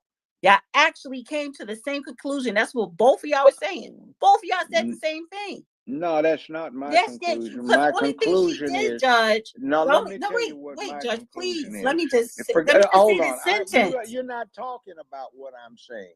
What I said was, bottom line, I think that we ought to be very vigilant about Big Brother morphed into tranny Big Sister, knowing this much about us. Okay, That that's is fine. But what, poisonous. okay, so to that point, I would say this. I agree with you, but we have a bigger issue right now because this federal government is breaching all types of securities, allowing illegals coming in here and not checking them or vetting them. And a lot of them are terrorists. So yeah, Big Brother know our information, and that was already a problem. But Big Brother is not vetting these fucking illegals. So we really don't know who the hell is here, but you are harassing American citizens. So that's what I'm saying. Both of y'all agree on the same damn thing, and we wasted 15 minutes. Why? We had a discussion that educates people on the issues. That's not a waste of time. People need to be aware of it. Too many of America's citizens are not privy to these things and don't ever think about it. They watch their favorite soaps, well, not soaps now, little series and favorite sports events, and they pay absolutely no attention to such fine points of being a citizen in this republic. All right, so I want to get to real quick. I'll go to you, No Quarter, and then I need to get to the new speakers, L Hotep and the White, and then I'm gonna swing back to Sherelle and Walter. Go ahead, No Quarter. All right. Yeah, well, we bounced around for about 25 minutes there, but the ID, I'm going to throw this out there. The driver's license is not valid ID to vote in the United States. Let's start there. You need a birth. I think it's a birth certificate or a passport to vote in the United States. So uh, that that's my understanding I is just voted a with my driver's driver's license, license. That's a all I had to driver's present. license, but it's not valid. It's What not I state are you? legitimate. Wait, It's not. What state are you No in? Quarter. What It's state not are a you in? What state did you? I'm in Minnesota, but it doesn't matter. It's not a In legitimate form of Minnesota, it ID may not to be. vote. No, not anywhere It in the No, United is. what do you? States. Okay, Do you wait, slow wait a minute? down. Hold on, In hold on, hold Chicago, on, it hold on. is. Let me ask you a In question. Illinois, Let me yes. ask you a question. When they wrote the Constitution and ratified it in 1789, did you think anybody had a passport or They didn't have a driver's did you license. have a driver's license? They didn't have a driver's So license. that's a new creation. So right now in Tennessee, all you need is a driver's license. It's in fact, it doesn't have to be a driver's license. It's a photo ID. official photo ID from a government or source or educational institution that is recognized by the government. That's all you need in Tennessee. All right. Well, I would encourage people to look into that a little bit deeper, but that's okay. That's here. I jumped in, raised my hand to talk about some stuff. Can I turn a corner Go back to ahead. where we Go was? right ahead. It's open Okay, mic. so remember when you were hemming and hawing about Denzel Washington? Mm-hmm. I was feeling something there. I'm like, is he trying to tie this? I mean, because we understand one thing, and that is that everybody, we try to understand what's going on in this world and why things are happening the way they are. It's because everybody in Washington is compromised, and everybody in Hollywood is compromised. So now, are you saying that Denzel's pulling on a string that kind of makes you think that he might have been, diddled with Diddy? Or is he, is there a big cover up somewhere in I there that have he's no idea. It just doesn't sound right.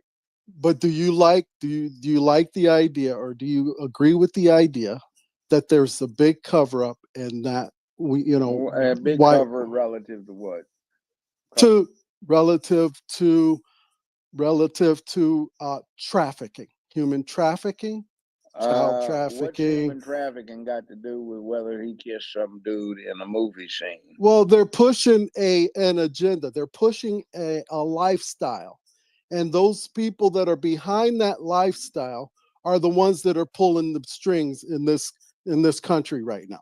I don't think they're pulling the strings. I just think they're being protected because there are a lot of people that are getting blackmailed and a lot of people that enjoy the privileges that come from being able to blackmail somebody. I think the whole Hollywood scene, since I know it well, is kind of sick. So I find it kind of ludicrous that so many in America get their ideation on what's right and wrong as produced by some very sick people. These are people that have spent their entire adult lives on make believe and fantasy. And you want to rely upon them to set the tone for what ought to be, for what's functional and what's not dysfunctional. I find it ludicrous. If there's All right, any Dana. group of people that you should not rely upon, it's them. They haven't been living in the real world. So they All put right, I on want to go to fiction. El Hotep. I just wanted to thank you guys for everything. Thank you, Dana, You're for the mic. welcome. Thank you, Thank Judge, you. for Appreciate You're you. welcome. all right. Appreciate you guys. Okay.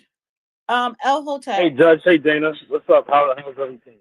Um, a lot of this stuff sounds similar to time in California. When it comes down to this voter ID situation and voting locally and stuff like that. Last week I said how a lot of these DAs and prosecutors and city attorneys um are in the way of going forward with implementing immigration laws. Just today, California or Los Angeles City Council approved to vote again to allow Los Angeles to be a sanctuary city.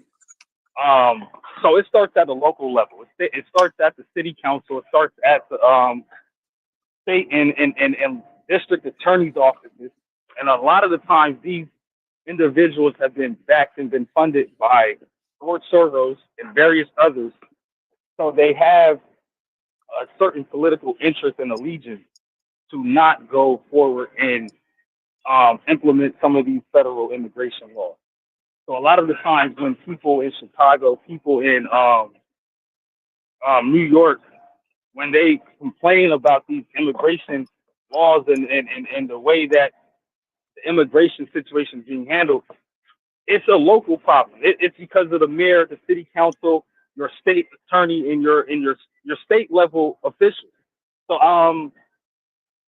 find it interesting. A lot of the people I'm speaking for, a lot of the people that's in Los Angeles, they were upset about the bill being passed, but a lot of these people they voted for and supported it.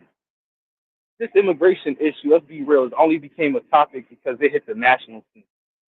If people really were that serious about it, They should have been stomping hard for this stuff back in '04, '05, and '06 when this was a real issue, and you had people like the Minutemen going to the border, trying to do the job that the Border Patrol couldn't do during that time. So that's how I kind of see it. This is just a problem that's been brewing, and now let's just be real, the shit is hit the fan. Um, so I mean, a lot of this stuff starts at a local level. It's not at a federal level; it's at a local level. If you live in a city or a state that has a sanctuary city policy, you need to vote those politicians out. You need to find out who's funding them, and you need to get to the source of the problem. Because a lot of the time, it's the Democrat. Um, I just say it as this: it's these Democrat PACs that are behind the funding of a lot of these city and state officials. Well, how about this one? It is a federal felony to set up a sanctuary city. How about if some of them get prosecuted and locked up? How about That was that? that was going to be my next question, Judge, Next because thing, it's a serious. I read this.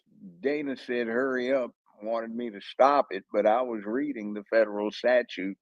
I published it. I put it out there on my site this evening. What you can go to my site, it'll be one of the last things up there. But I published it at the beginning of this X space. I read the statutes or a good portion of them, not the whole thing, but just the relevant parts of it. So it's a felony.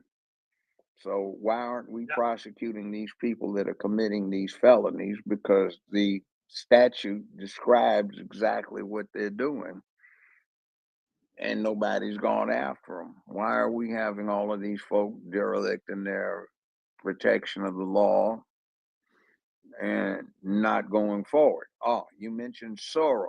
Soros bought up a bunch of, I guess it would be blue prosecutors who've essentially destroyed law and order in the big cities of America. But there's a certain one he bought a long time ago. One of the early ones he bought, this person was district attorney in San Francisco, then became attorney general in California, then a U.S. senator, vice president after some laureus got donated to the Biden campaign in 2020. And while we whoopee, here we go. Somebody, Soros, thought he owned the president of the United States, and a lot of folk bought into that. So, yeah, there's a lot of that where somebody's trying to buy influence and what happens. But the press isn't carrying it, and it's coasting on a reputation it built up over 235 years of doing basically some good stuff, but it's not now. I don't know. So 1 second. Some people in the YouTube chat saying that they were listening on X and it was freezing up. So I don't know why X is freezing up. Maybe you need to update your X app. So I don't think it's this space. Try to update your X app because sometimes that could be the problem. All right. So, but Judge, real quick, mhm. because Karen Bass is press secretary. This is the mayor of Los Angeles. Her press secretary had a press conference today, and she essentially said that they're not afraid of being charged on the federal level by the DOJ when Trump gets in, because essentially what they're doing is they're fulfilling the duty of the voters. So if the voters voted them in to vote on a bill and they passed the bill, which was allowing California or Los Angeles to be a sanctuary city, they're just following the will of the people and they're obeying the local and state law. that's Do not, they have some that's, type of immunity? no, they don't. Because that's what she was asserting. She I was know they asserting don't. just because we passed. Okay, They okay. don't. And I pointed out much earlier in this session, 1956, Ike Eisenhower sent the 101st Airborne, which is now the 101st Air Mobile Division, 12,000 men into Arkansas. They were armed. They had ammunition, live ammunition, and they said, "We are enforcing American law. Get the hell out the way." And Faubus, who used to sponsor and mentor Joe Biden, got the hell out the way. He was the governor at the time. So we have a lot of precedent for that. Taft-Hartley Act has seen several presidents over the last 100 years, quite a few actually, who sent in federal troops to enforce federal law. Even though locals may say, we like it, that doesn't count. So Faubus was governor of Arkansas. He got set in his place when the 101st came through. You can set Governor Newsom in his place when maybe the military decides to nationalize the National Guard, amongst other things. And that National Guard goes directly under the command of the Commander-in-Chief of the United States military, which happens to be the President of the United States. To disobey it becomes an act of mutiny, a rebellion. All right. So I'm gonna go to Dwight, Mary, Adam, and then I want to say something, and then I'm gonna swing back to P. Ray. Go ahead, Dwight.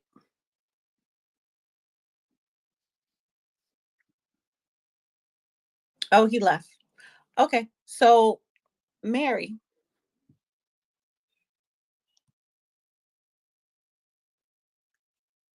you can unmute, Mary. Mary, you're muted. Oh, I'm sorry. I didn't know that I registered to speak. However, Oh, okay. Yeah, it gives you sometimes it gives you the option listen speaker, but sometimes people may click speaker by accident. Did you want to say something or?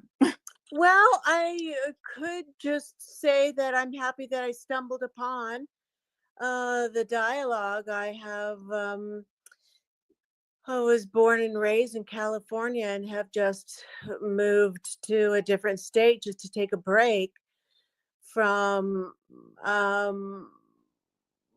the psychological fact that I can't afford to retire in California because of taxes. And having grown up in Southern California in the 70s, the drastic changes in the negative energy that is there is really sad.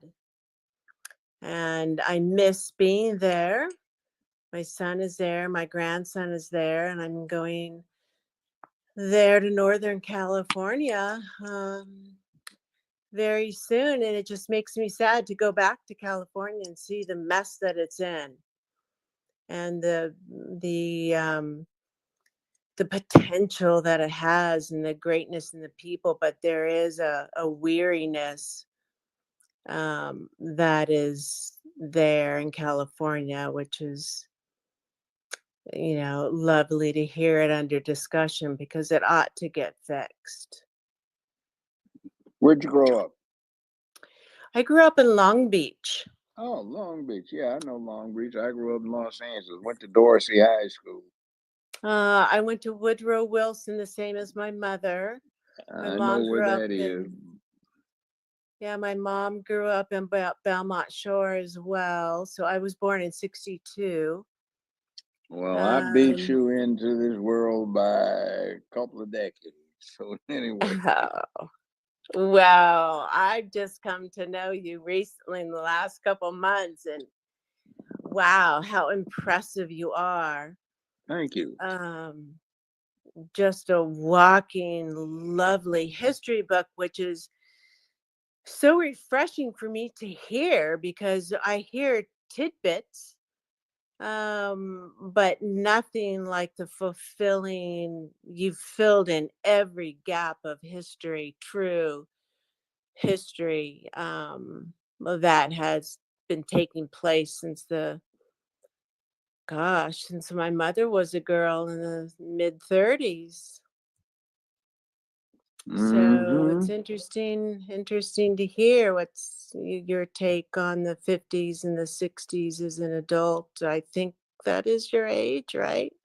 Perhaps. Fortunately, Thereabouts. or That's when. unfortunately, depending upon how you look at it. Yeah. Well, you were at your height. You were really taking it all in the 50s and 60s, right? Yes, 60s.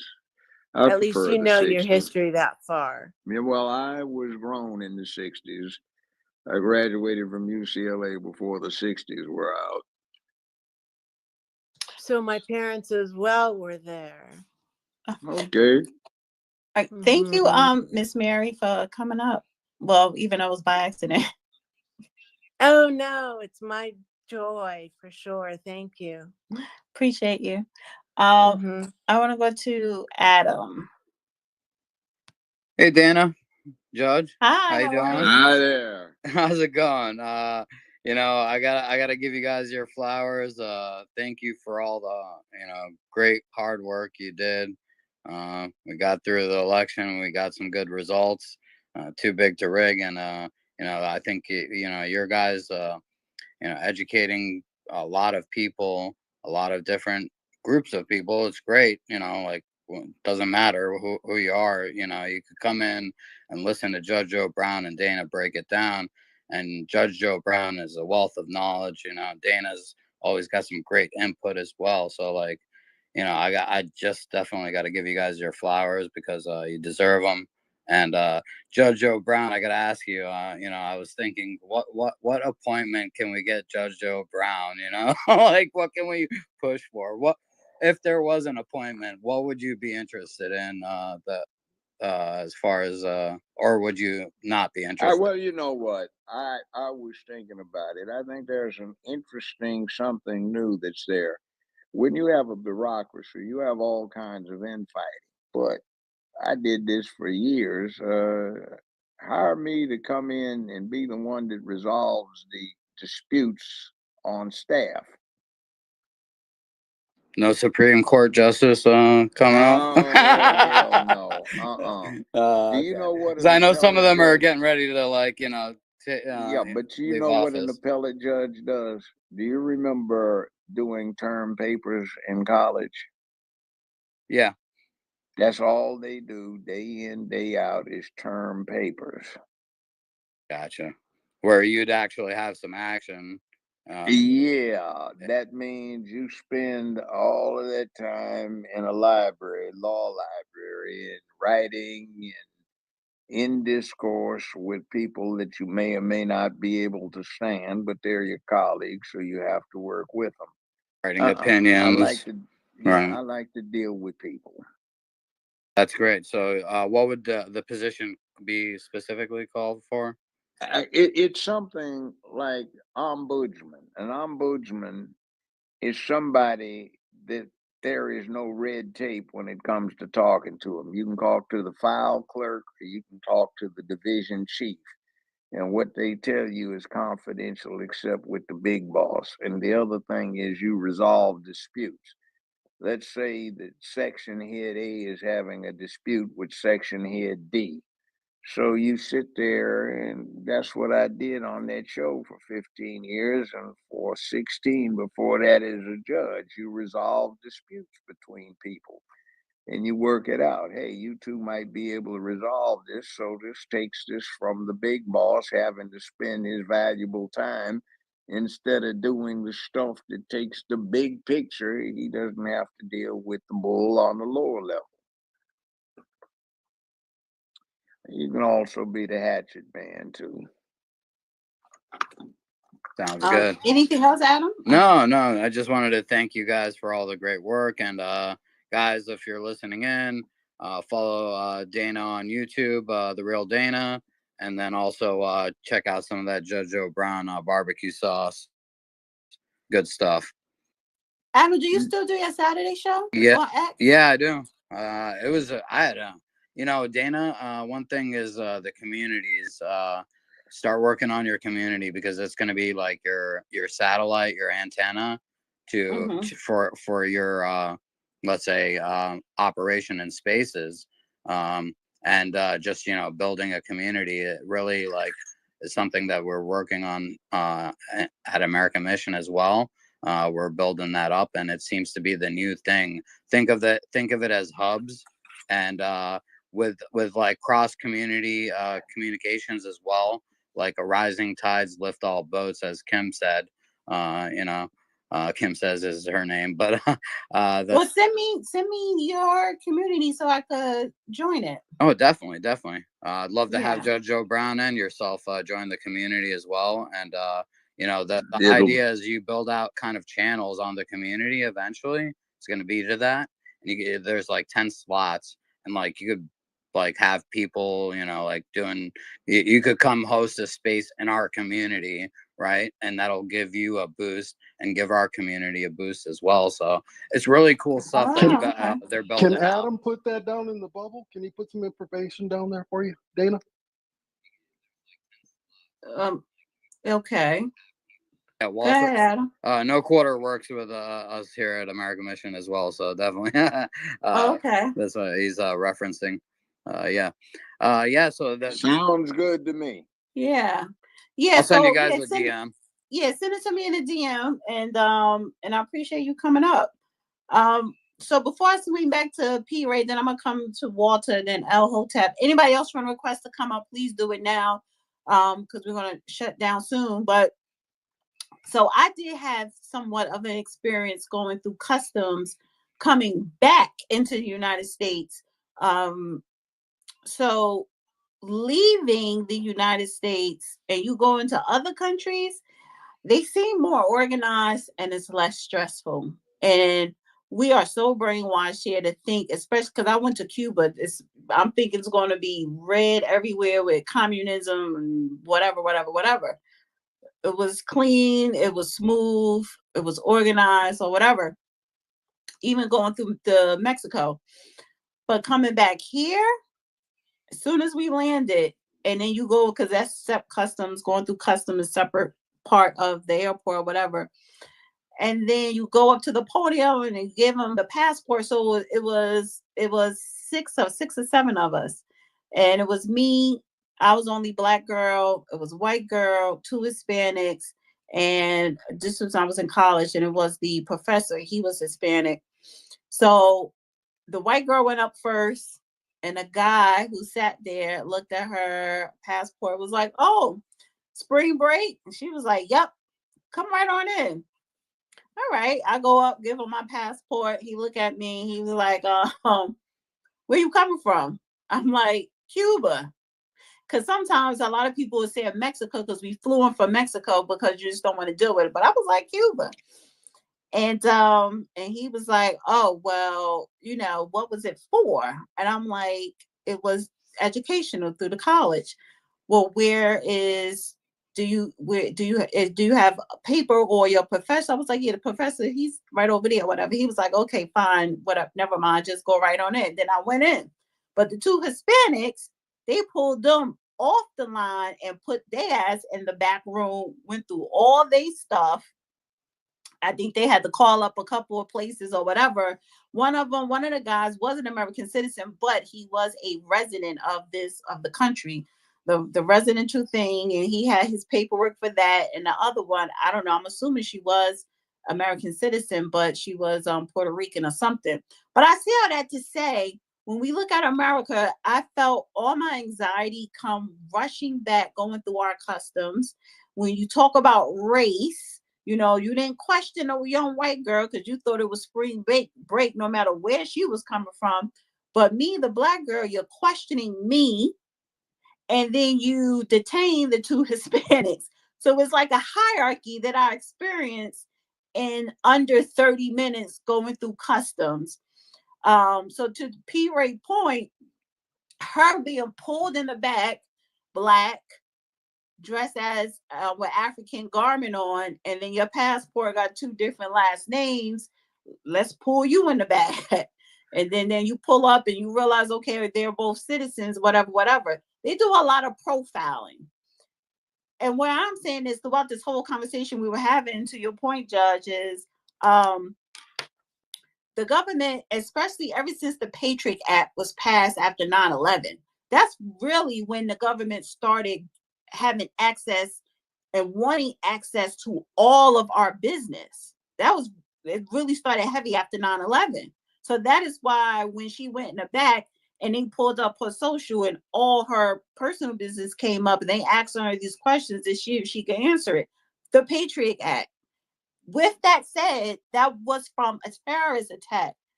The problem that I have is not so much now, okay, I still have a problem with Big Brother knowing our information. The audacity of this federal government allowing millions, not thousands, but millions of illegals crossed the border and flew in with no papers, with no identification, with no vetting. And I'm like, if you are in the system, because if you sign up in the system so that you could get benefits, I forgot the name. It was a department that the Biden administration did set up so that way you could get benefits, and they'll tell you could go to this state, this sanctuary state, or whatever. They're able to sign up with that, but they're not asking them security questions on who the hell these people are. We have a serious problem, God forbid, but I really do think something is going to happen under Trump administration. So yes, I am for the military doing mass deportation.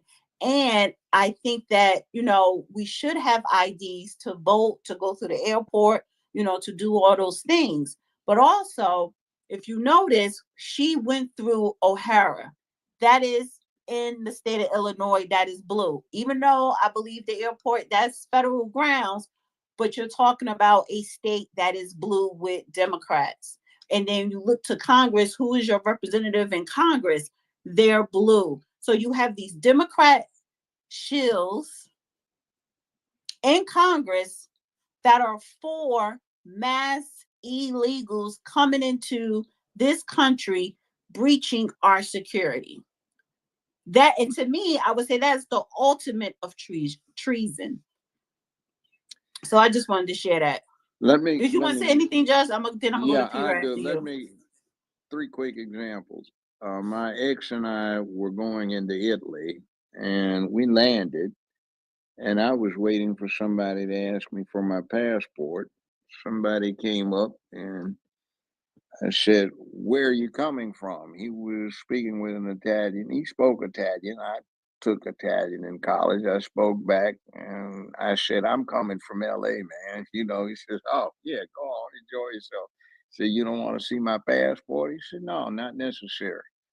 Okay. I remember one time coming back, I had to leave a week early before my ex. She stayed with our friends, and I'm coming through Zurich, Switzerland, and I'm in waiting for the flight, and they've got this thing where they want us to fill out these forms where you have references, people who know who you are, and you're supposed to give all the information on them so they can check with them about you. I just wrote on there, "I've got a passport, bye."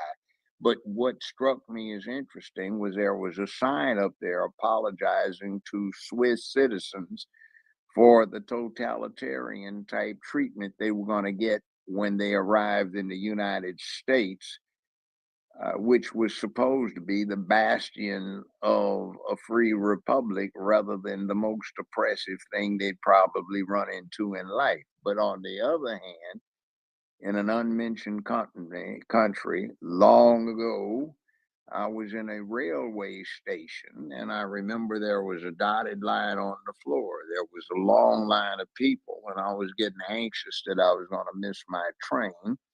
And I stepped to my right to take a look and see how long the line was.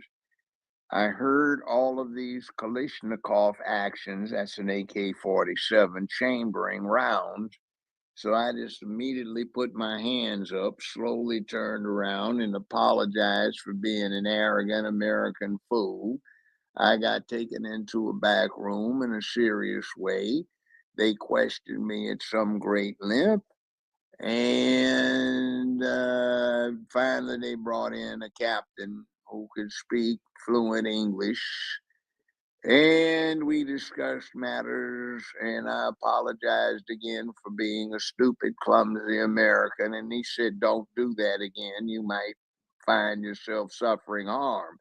So when they were chambering 7.62 by 39 rounds and AK-47s live, because I stepped on a dotted line, I really appreciated the United States of America.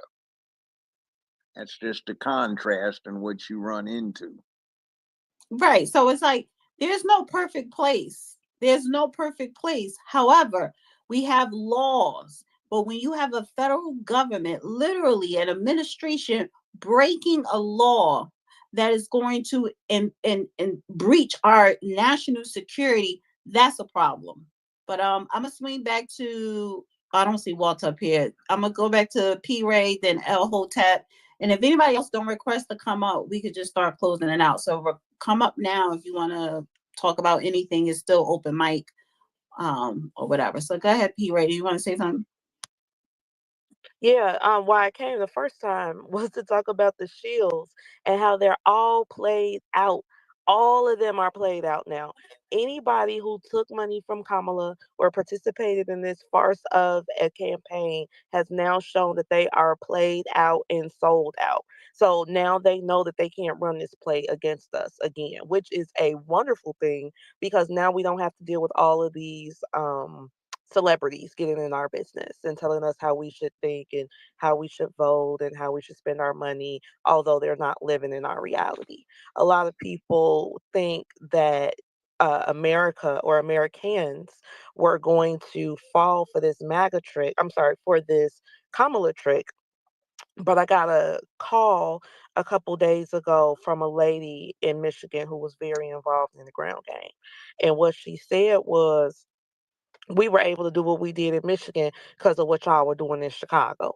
Y'all really gave us a lot of hope and help, and it was easier for us to go to Flint and Detroit with a Republican message behind what Chicago was saying, rather than us going in there cold.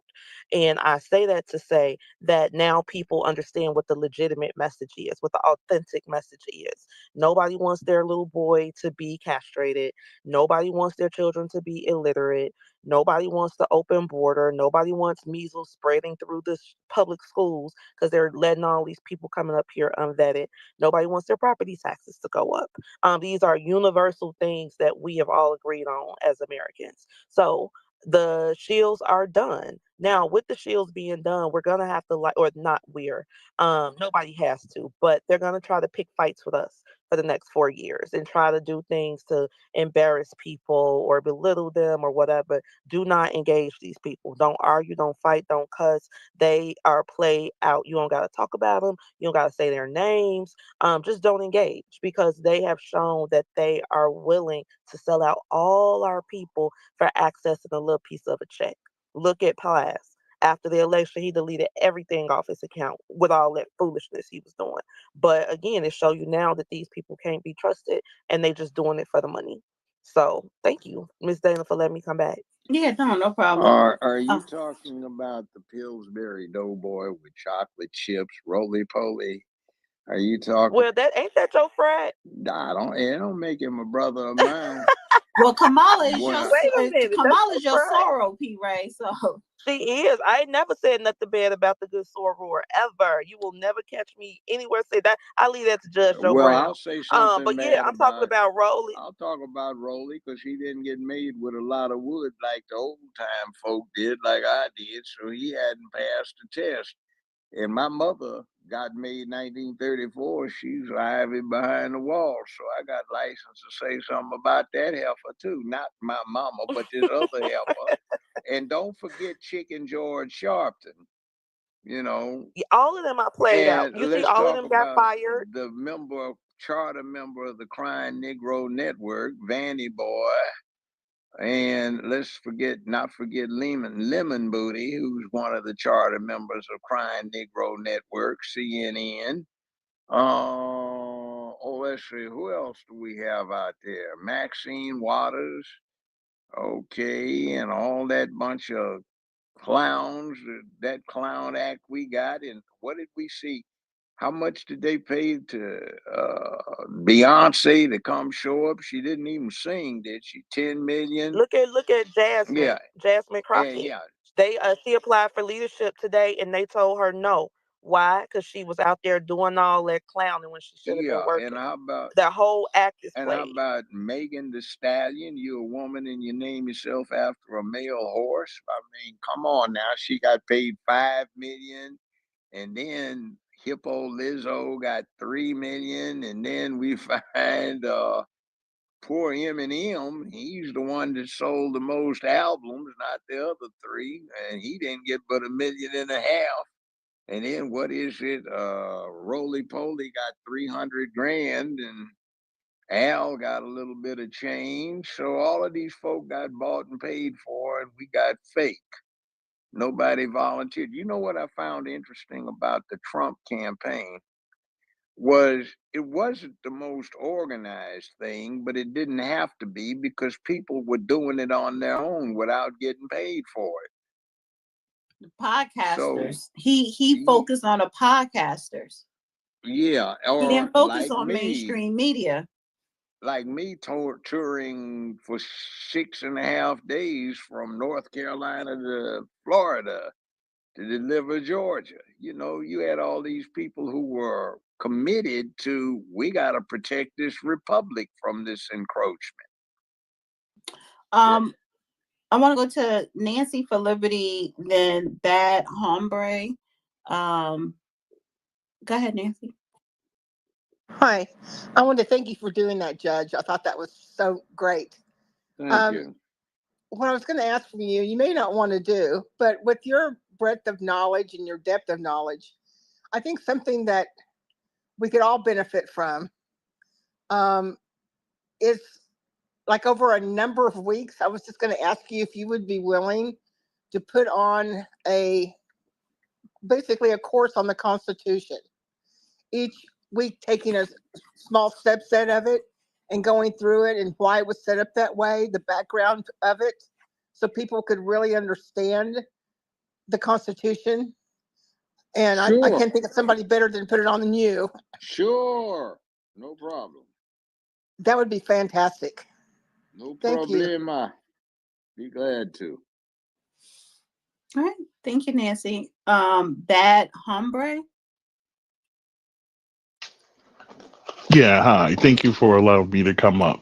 So my question is, knowing that all these celebrities got paid, my question is now what? And the reason is because if they're paying all $500,000 for Kamala, then how can we know that any of his ideas don't have some sort of monetary component behind them? You see Who are what we I'm talking about? saying? So it's His like he says, ideas. "Oh, okay." So he's saying like, "Oh, Planned Parenthood, Planned Parenthood." So how do we not know that Planned Parenthood is not paying him or anything? Wait, That's what say, I'm who saying. are These we? people are compromised. Who are you saying is him? Al Sharpton. He got the $500,000 from Kamala. So what I'm saying is, if they're compromised, how do we know how deep them being compromised goes? How do we know that they're not actually working for the ops? That's what I'm thinking. If that makes any You know sense. what? When you go to get a job, what do they have you submit? A resume, right? Why is that? They want to see what you've been doing in the past. When you apply to a college or university for admission, they want you to give them an essay and a background synopsis so they can see what you've been about. Same thing, ask these people what they've been up to. When you talk about Al Sharpton, go back through his history and see what he's done for real, and then see what he gets. And same thing with the rest of them. Why did they come forth? They aren't exactly strapped for cash. So why did it require them to be paid? In other words, somebody hired them. See, I said it earlier, when you're talking about Hollywood, you have adults who spent their entire adult lives in make believe and fantasy and distraction and entertainment. So is it surprising that they get these enormous paychecks to do make believe, that they don't do another kind of make believe, that they give the semblance of reality? Because it's just another part. And then you've got pulpit pimps out there who get into politics. And, by the way, what church is Al reverend or pastor to? You see, you ask stuff like that. You get Roland Martin, Roly Poly, Pillsbury Doughboy with chocolate chips. What are his actual credentials? Go back and examine what he did when he was shilling for Barack Obama, and that's how he got into the news media or to the entertainment aspect of it. He's not very entertaining and not very informative, but for some reason they keep pushing this kind of thing, this dysfunction on the public. What's going on here, and why should you listen to them? I mean, I'm not saying that entertainers, there's some like Isaiah Washington who have a grounding in reality, but he was a U.S. Marine, Semper Fi, you know. He was in that, you know. You have Clint Eastwood. He got sent to the Pacific back in the late grade hate. You had people like that. Lee Marvin, he got wounded twice on Iwo Jima. So you have people who have done real stuff in the real world, but then you have those that come across real macho on screen. You know, hey man, we down with the cause. We got to make the move. And then when you see them in person, you know, you don't need a ceiling fan because they're flapping their wrists so much that there's a real air current blowing. You know, it's all make believe, or maybe it's not. Okay. Oh, El Hotep, and then I'm a Adam. Go ahead, El Hotep. Yeah, just going back off of a couple of things you were saying, Dana, I totally agree with you. Just going off of everything that's going on in Ukraine, um, we're pretty close to finding ourselves in a military engagement. Um, so going into 2025, I mean, I think we should all kind of be concerned about that, just because Joe Biden's foreign policy doctrine has been absolutely horrible. He had people like Samantha Powers, who has been pretty vocal in her rhetoric against Russia. And that's not saying to be pro Russia, but they're a nuclear power just like us. And they have the capabilities, you know, just like we do when it comes down to nuclear technology. So I think that's something going into the next administration. We should all kind of somewhat be concerned about that. Back to kind of what P. Ray was saying, the Democrat shills, I think a lot of them, like Roland Martin, D.L. Hughley, um, and what's the other DNC shield they had out there? They'll come to me. A lot of them, I think what they're going to do is they're not going to do the same things that they did this election. So you're not going to see Meg Thee Stallion, Cardi B, that joke. Because I think what they learned is they can't just throw out their token Negroes, the tap dance to get our attention. We're kind of paying attention to that this time. So you're going to kind of see some of them try to delineate themselves from the DNC, and most definitely they're going to come in attacking. But as long as we apply that pressure going into 2026 and 28, we should be fine. We just got to keep our foot on their neck, because I don't think they got the message yet. I think this next election we have to show them that we haven't forgotten the bullshit that they've been on. They forgot the grassroots. They definitely haven't cared about us, and they keep showing that. So 2026 and 28 is definitely going to be an interesting election cycle. I think as long as we apply the pressure, they'll get the message one way or another. So you know, I hope everyone has a good night on that note. Well, speaking of which, you bring up an interesting thing, the next election cycle. That's 2026, 27. Now, if Kamala had been elected, all of these illegal aliens that are being shipped out to or encouraged to go to sanctuary cities that are located in, what are we calling them, battleground states? Well, all the president would have had to have done is sign a blanket pardon for all of them, and they no longer would have been felons. She could have issued a blanket pardon for all of her flunkies, or the ones that are going along with that thing, who want to make sanctuary cities so they wouldn't get prosecuted. And as chief diplomat of the United States under the Constitution, She could have signed another executive order declaring that, let's say, effective January 21st, January 31st, 2021, all of these illegals are now to be considered refugees and to be given a special status, immigration status. Let's say that is done, then what happens is when they become possessed of that status, they don't have to go to courses, they don't have to take classes, pass tests. They automatically become citizens within 5 years and they can vote. Now, 2021 plus 5 is 2026. So that means coming up on the midterms that are going to happen for 2027, what's going, well, 2026, what's going to happen is all of these people, would have happened is all of these people would have been permitted to be voters. So that would have meant that the Democratic Party would likely to have a huge a new balance of voters supporting them. That's 35 to 50 some million people come into this country that would be able to vote. A lot of them are children, but let's say 25, 30 million. That could tip any election.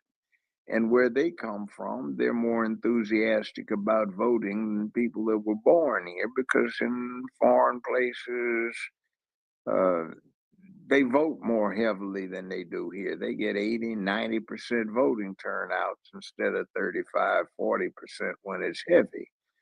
So was that their motive? In other words, to build up a new cadre of voters who would get this special status of new citizen because they were refugees? See, what are we dealing with here, really? Does the press tell you about this, and why aren't they reporting it? That ought to give you pause to wonder whether there is a commonality of interest that is preventing objectivity and candor in the report of news. Asylum, that's what they'd be granted, asylum seekers. Yeah. Adam? Yeah, I definitely want to agree with Hotep. Definitely, we got to keep our foot on their throat. We're in a rare, opportune moment in the last 20 years. Things are lined up pretty well. Honestly, Trump not winning in 2020 is going to serve us better in the long run, because now he's actually got the legislative branch that can actually push through law rather than executive orders that could be just easily undone by the next administration. So I think that's an important difference from him being elected in 2020 versus 2024. It would have been a lot tougher to do what needs to be done in regards to the condition and state of the country, and it being constitutional.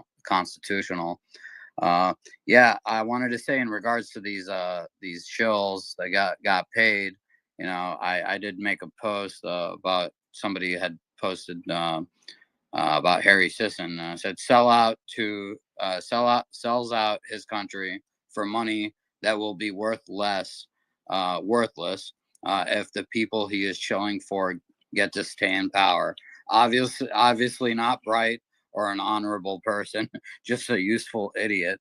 And the thing that you look at Robert De Niro, that guy, he was pretty revered. He was like, Goodfellas, Meet the Fockers. He was entertaining and a good entertainer, an actor nonetheless. But he shilled out and acted for politics, basically, which makes me think, like, why would he throw his career or his reputation down the drain for money? I don't. It's got to be more than money with a person like him, because he's really he got trashed. Nobody like everybody used to like Robert De Niro. Now everybody finds him to be repulsive. Like I generally feel that, and the younger crowd doesn't know him really that well. So he's lost his fandom. And was it really worth it? Probably some sort of devious thing that he did. That's here's a bunch of money. You take it, or we're gonna reveal this about you. Sort of thing. I feel like a lot You of these know, people were under that pressure. something that bothered me. Why did the mainstream media take so long on election night to declare Trump the winner in Georgia, or are these other places, or were they just giving the Democratic Party an opportunity to get their cheat in place? Next thing, talking about an ass kicking. Wait, 1 second. Trump, Let me. Can I piggyback go on ahead. that Georgia thing? I know you haven't watched. You never watched this show called Successions, and I don't know how many people that are in this space watched it, but I did. It's a really good show on HBO. Successions. It ended. However, the father owned a media conglomerate. I hope I said that word right. You did. Okay. So and the character was actually written after what's his name? The man that owns Fox? Rupert. Rupert Murdoch. Rupert Rupert Murdoch. Murdoch. Yeah. Yes. So in the last season and one of the last 3 episodes, it was an election. And you get to see how these powerful people that own these media companies are the ones that actually have a lot of say so in calling who the president is. So to your point, when you were saying, why did it take Georgia so long? Because I did a watch party and it took them forever. And it was 90. First of all, you're supposed to call it once it's 60 or 70% of the votes in, right? And they didn't call it, and it was 95% in, and they still didn't call it. The news outlets and whoever owns these companies told them don't call it.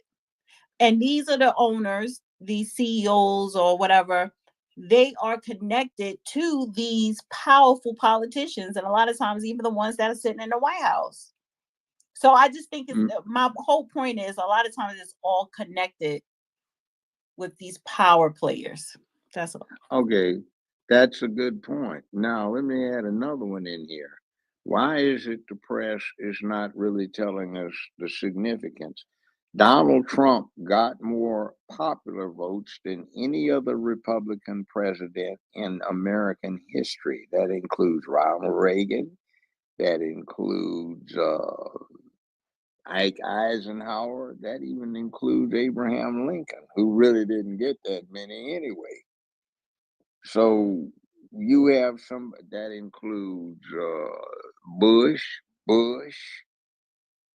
Ronald Reagan. You keep on going back. So why is it that the press is so reluctant to reveal that? What's the problem here? I mean, they try to downplay it like it was no big thing. Kamala got her ass whipped. Can I add She, one thing, Judge? yeah, go ahead.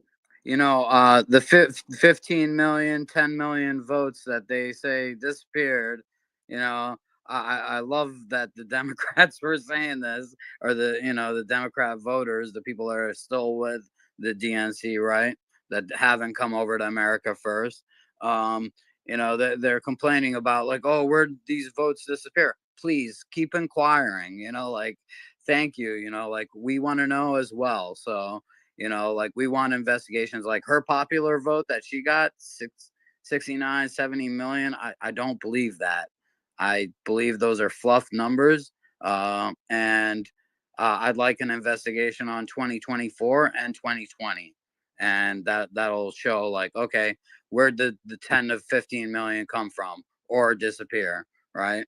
And I think that's definitely something that should be done. A huge investigation on both elections once Trump's in office.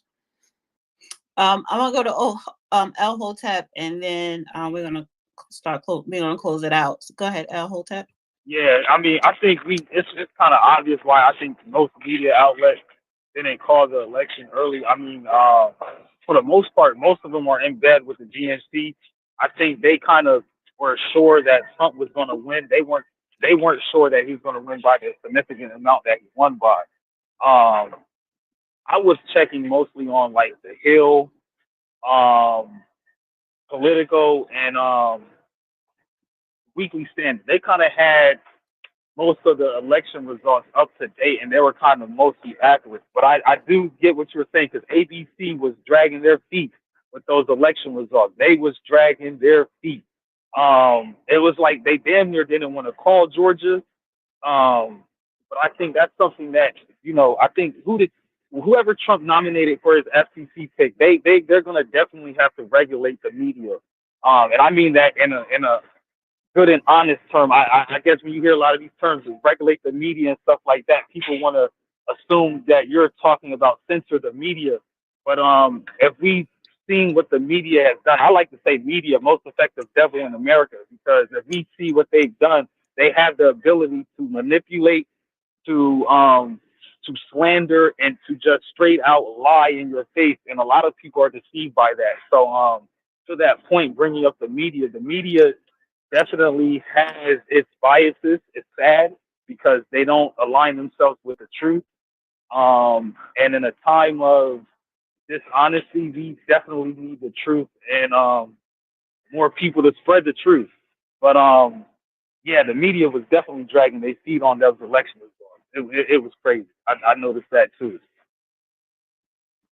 Well, But I'm on a, that note, oh, I'll land my plane. Good night, Dana, and good night, Judge, and everybody else. thank you. Okay. I do want to say before I hand it over to you, Judge, to close this out. Everybody that came up on the speaker, I really appreciate you guys coming up. I love it when the speakers come up. Um, and why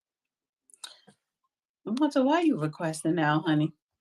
And everybody listening, I appreciate you. Everybody on YouTube, my YouTube people, be popping. Love you guys.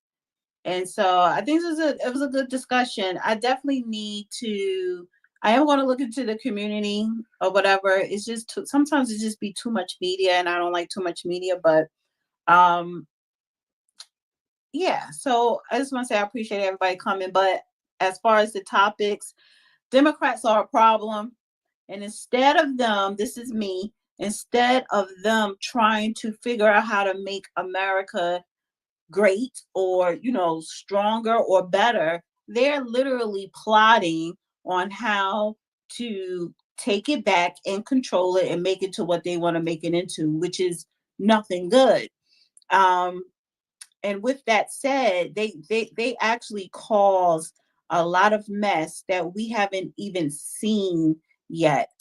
And and I don't want to keep throwing that out there, but I just think we just all need to be aware of what is going on. And Judge, when you was reading the law of the sanctuary cities earlier, no, I didn't want you to read the whole thing, and you would have and you could have, but people need to take the initiative, go to your page on X and read it for themselves. You people, and this is what I want to say before I shut up. People, including myself, need to take the initiative and do your research, read more, inquire more, ask questions, and just stop living your life like a blind sheep. And that's it. Go ahead, Judge. Oh, me? Okay. Well, No, the other judge, Judge Mathis. sometimes, oh wow. Sometimes we do have the lady other judge on here, but you know, it's an interesting thing, and you might want to figure out why it is that we've got somebody that wanted us to be firmly in their camp, who wanted to put mentally ill boys in girls' bathrooms and shower rooms to put mentally ill boys beating up on girls in girls' sports, to have 15,000 known convicted murderers, 20,000 known sex offenders, 60-some thousand known drug dealers, 1.5 million military-age Chinese males with military training, and 35 million people so far who've come into this country illegally, looking at the spectacle of countless elected officials who've been committing felonies by setting up sanctuary cities and nothing's being done, to have massive inflation, to have horrendous problems with energy, to have the audacity to say we need the illegals because there is a surplus of unfilled jobs, which is not the case, because that's why we have the prison pipeline. We have too many people for the available jobs, so you warehouse them like any commodity. We have this long list of false claims that we're supposed to go along with that really badly hurts everything that's happening with us. We are trying to disarm in the face of a real live mess with enhanced criminality. Tennessee just got a notice from the Tennessee Sheriff's Association that the Venezuelan gangs are engaging in turf wars with the street gangs for control of drug trafficking, and they are branched off into armed robberies, which are beginning to occur. And nobody's doing anything about these things. The cities are in chaos because the Soros-owned prosecutors are turning a blind eye to law and order. We've got a bad situation where what is supposed to be virtuous becomes somehow or another poisonous, and what has become dysfunction somehow or another has become virtue. It looks like somebody is trying to get everything stoned off of LSD so nothing makes sense. What is wrong with this picture? And why is somebody presuming to say it's now normal for this freak show to go on? What time is this? I think we just barely squeaked in time to put a halt to this. And one point, the last one I'd offer, is everybody has heard this cry over the years that we need a viable third party, political party. We've got one. It's called MAGA. It is a spinoff of the Republican Party, but it's not really Republican because it's populist, meaning it deals with ordinary people rather than the residuum of being co-opted by high finance and big business 100 years ago. The Democratic Party is still the party of the old slave masters, except these days there's no cotton to pick on the plantation, but there are rainbows to make, but the same methodologies that the Democrats put in place 200 years ago are being used to make rainbows now, and loyal animals that are out there with, total dedication to the party of the slave owners. They're out there. The triggered are out there acting like they've lost their minds, and this is supposed to be normal now. But MAGA is offering an alternative. It's got a president. It's reached out across lines. All ethnic lines are crossed, because if you're a normal human being, it doesn't make any difference what your ethnicity is. You have certain values in common with other normal human beings. And you have a common enemy, those who are against the traditional nuclear family, those who are against manhood, those who are against womanhood and childhood.